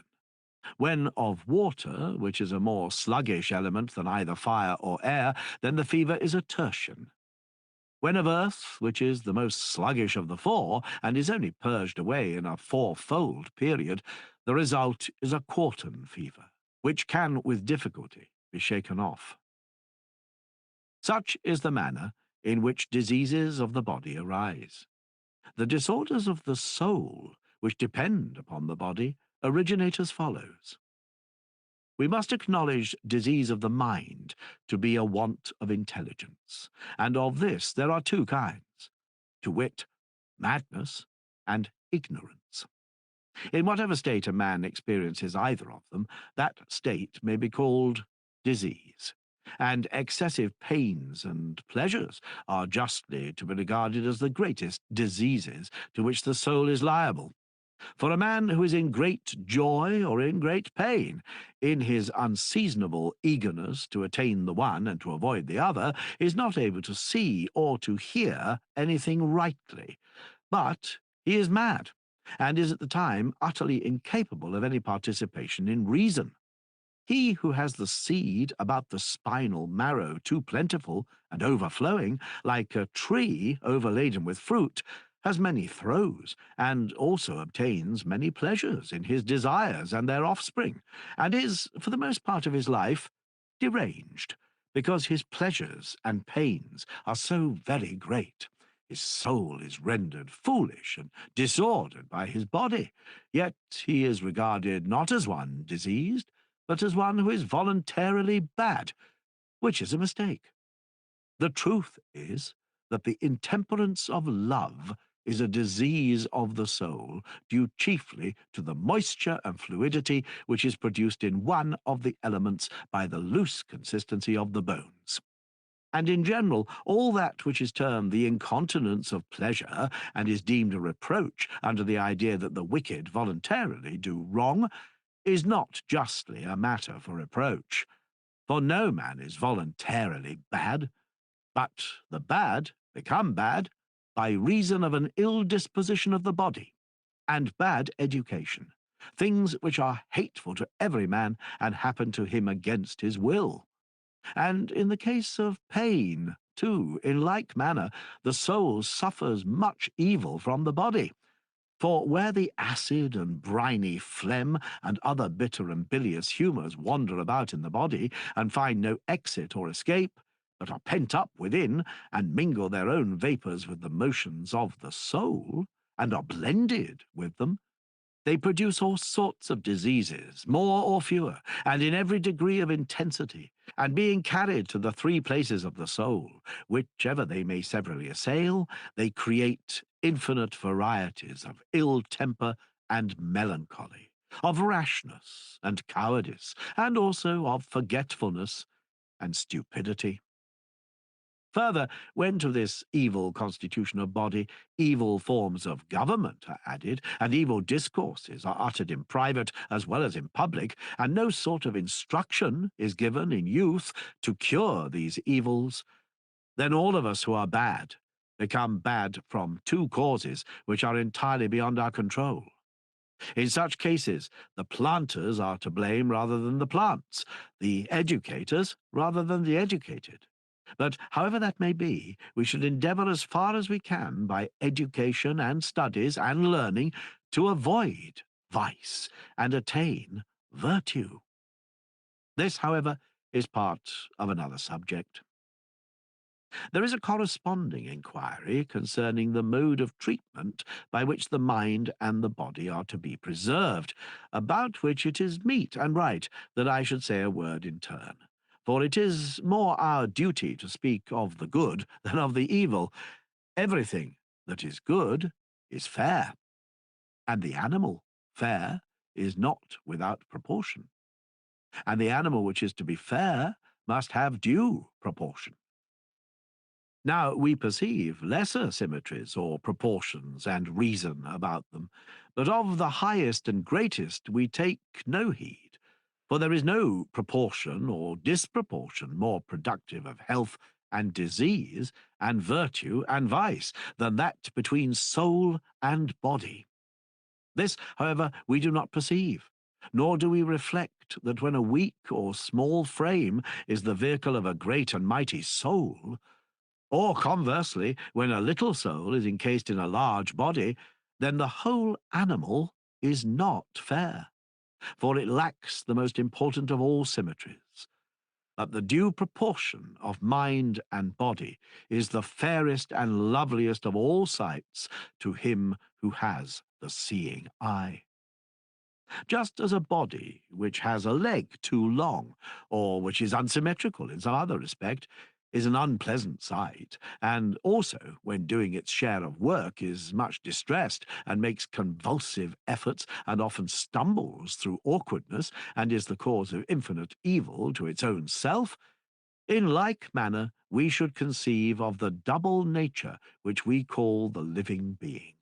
And when in this compound there is an impassioned soul more powerful than the body, that soul, I say, convulses and fills with disorders the whole inner nature of man.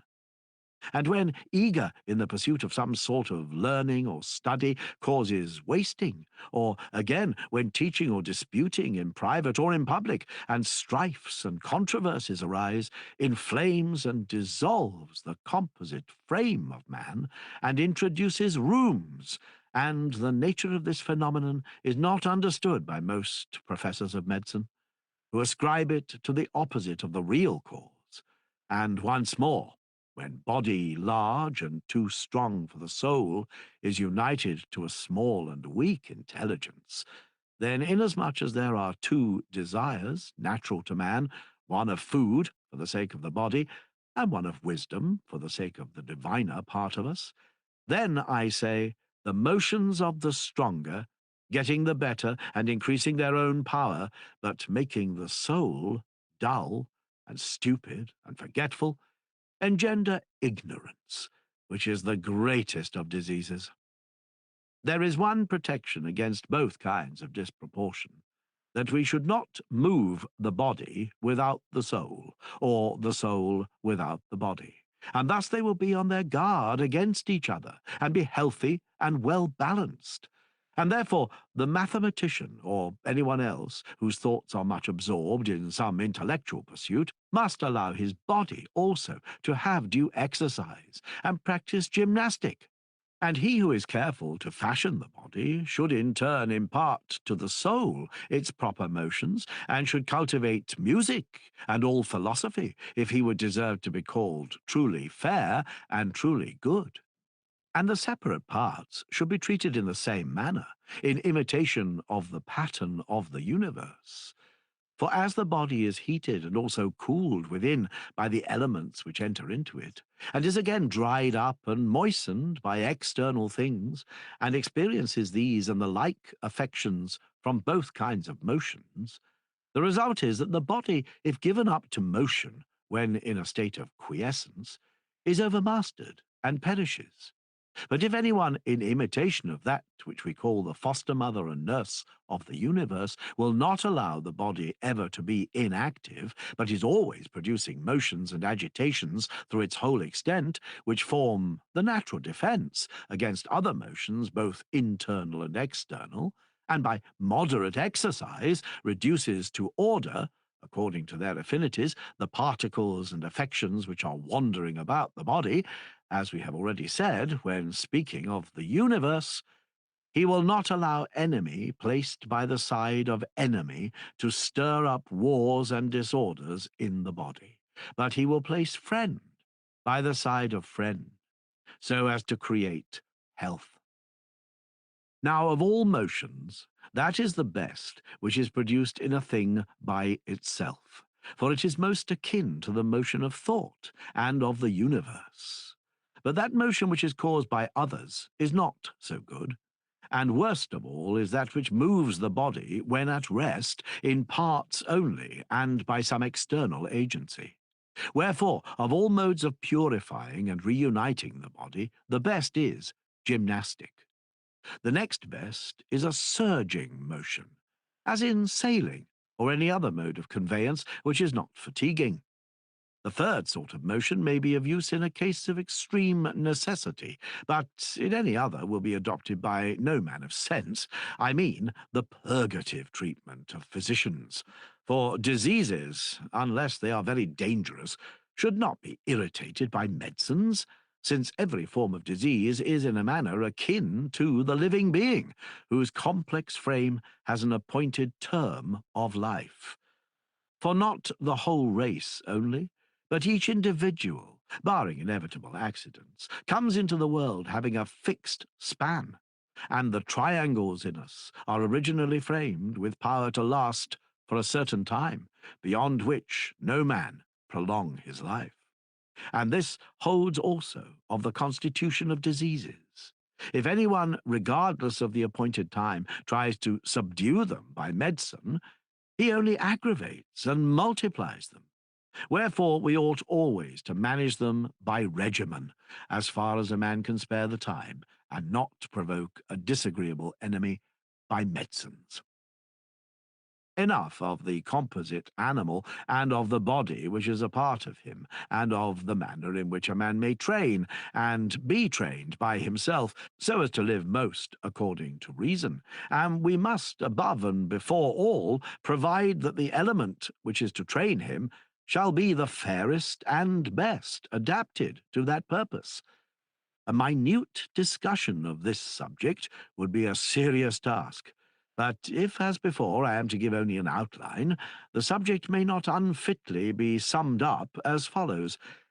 I have often remarked that there are three kinds of soul located within us, having each of them motions. And I must now repeat, in the fewest words possible, that one part, if remaining inactive and ceasing from its natural motion, must necessarily become very weak, but that which is trained and exercised very strong. Wherefore we should take care that the movements of the different parts of the soul should be in due proportion.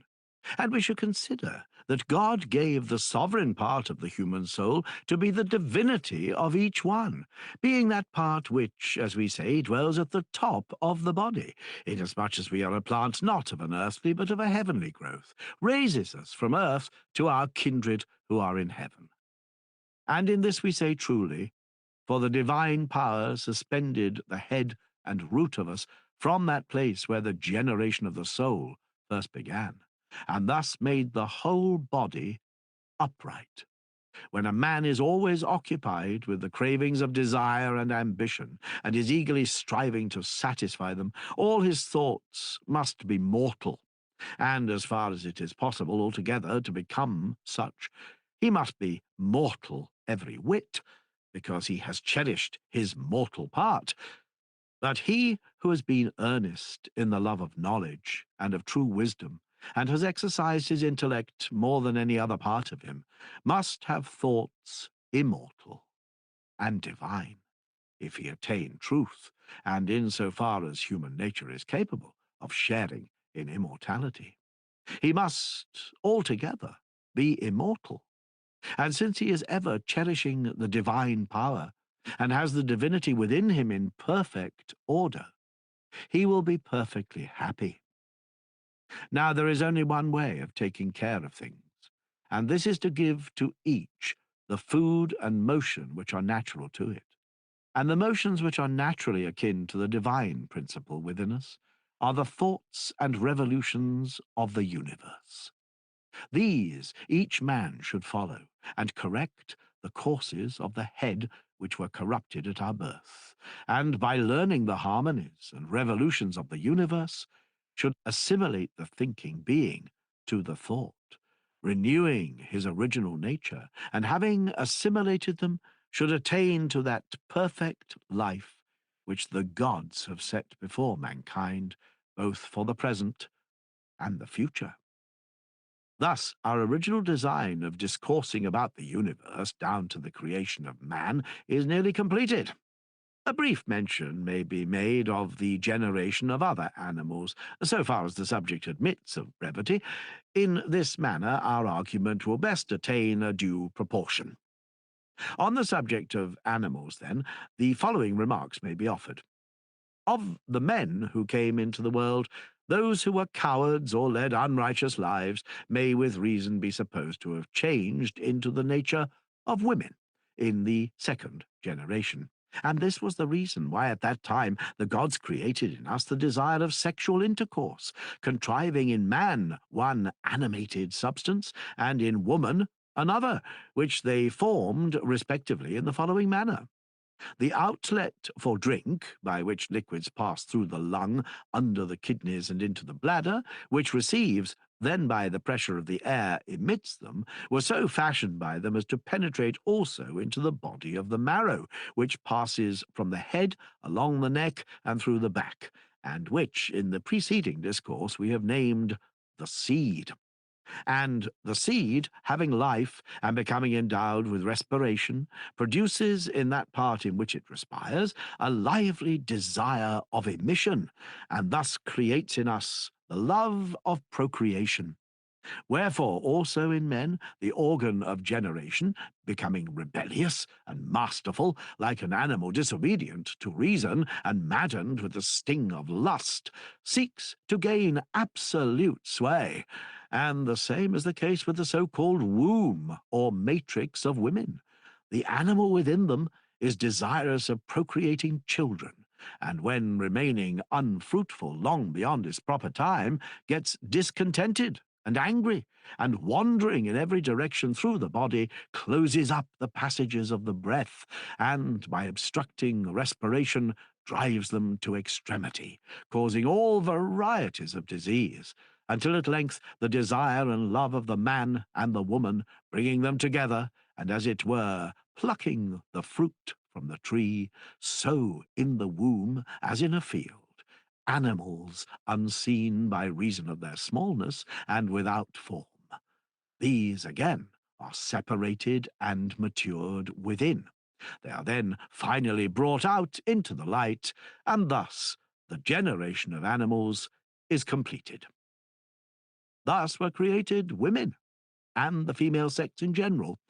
But the race of birds was created out of innocent, light-minded men, who, although their minds were directed towards heaven, imagined, in their simplicity, that the clearest demonstration of the things above was to be obtained by sight. These were remodeled and transformed into birds, and they grew feathers instead of hair.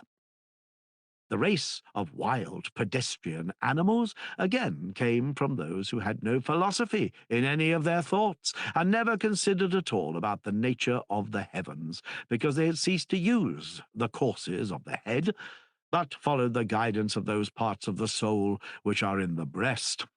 In consequence of these habits of theirs, they had their front legs and their heads resting upon the earth, to which they were drawn by natural affinity, and the crowns of their heads were elongated and of all sorts of shapes, into which the courses of the soul were crushed by reason of disuse.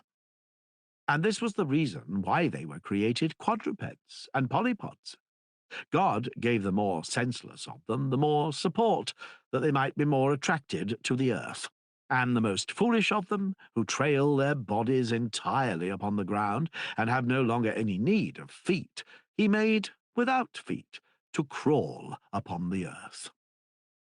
The fourth class were the inhabitants of the water. These were made out of the most entirely senseless and ignorant of all, whom the transformers did not think any longer worthy of pure respiration, because they possessed a soul which was made impure by all sorts of transgression. And instead of the subtle and pure medium of air, they gave them the deep and muddy sea to be their element of respiration, and hence arose the race of fishes and oysters and other aquatic animals, which have received the most remote habitations as a punishment of their outlandish ignorance. These are the laws by which animals pass into one another, now as ever, changing as they lose or gain wisdom and folly. We may now say that our discourse about the nature of the universe has an end. The world has received animals, mortal and immortal, and is fulfilled with them, and has become a visible animal containing the visible, the sensible God, who is the image of the intellectual, the greatest, best, fairest, most perfect, the one only begotten heaven.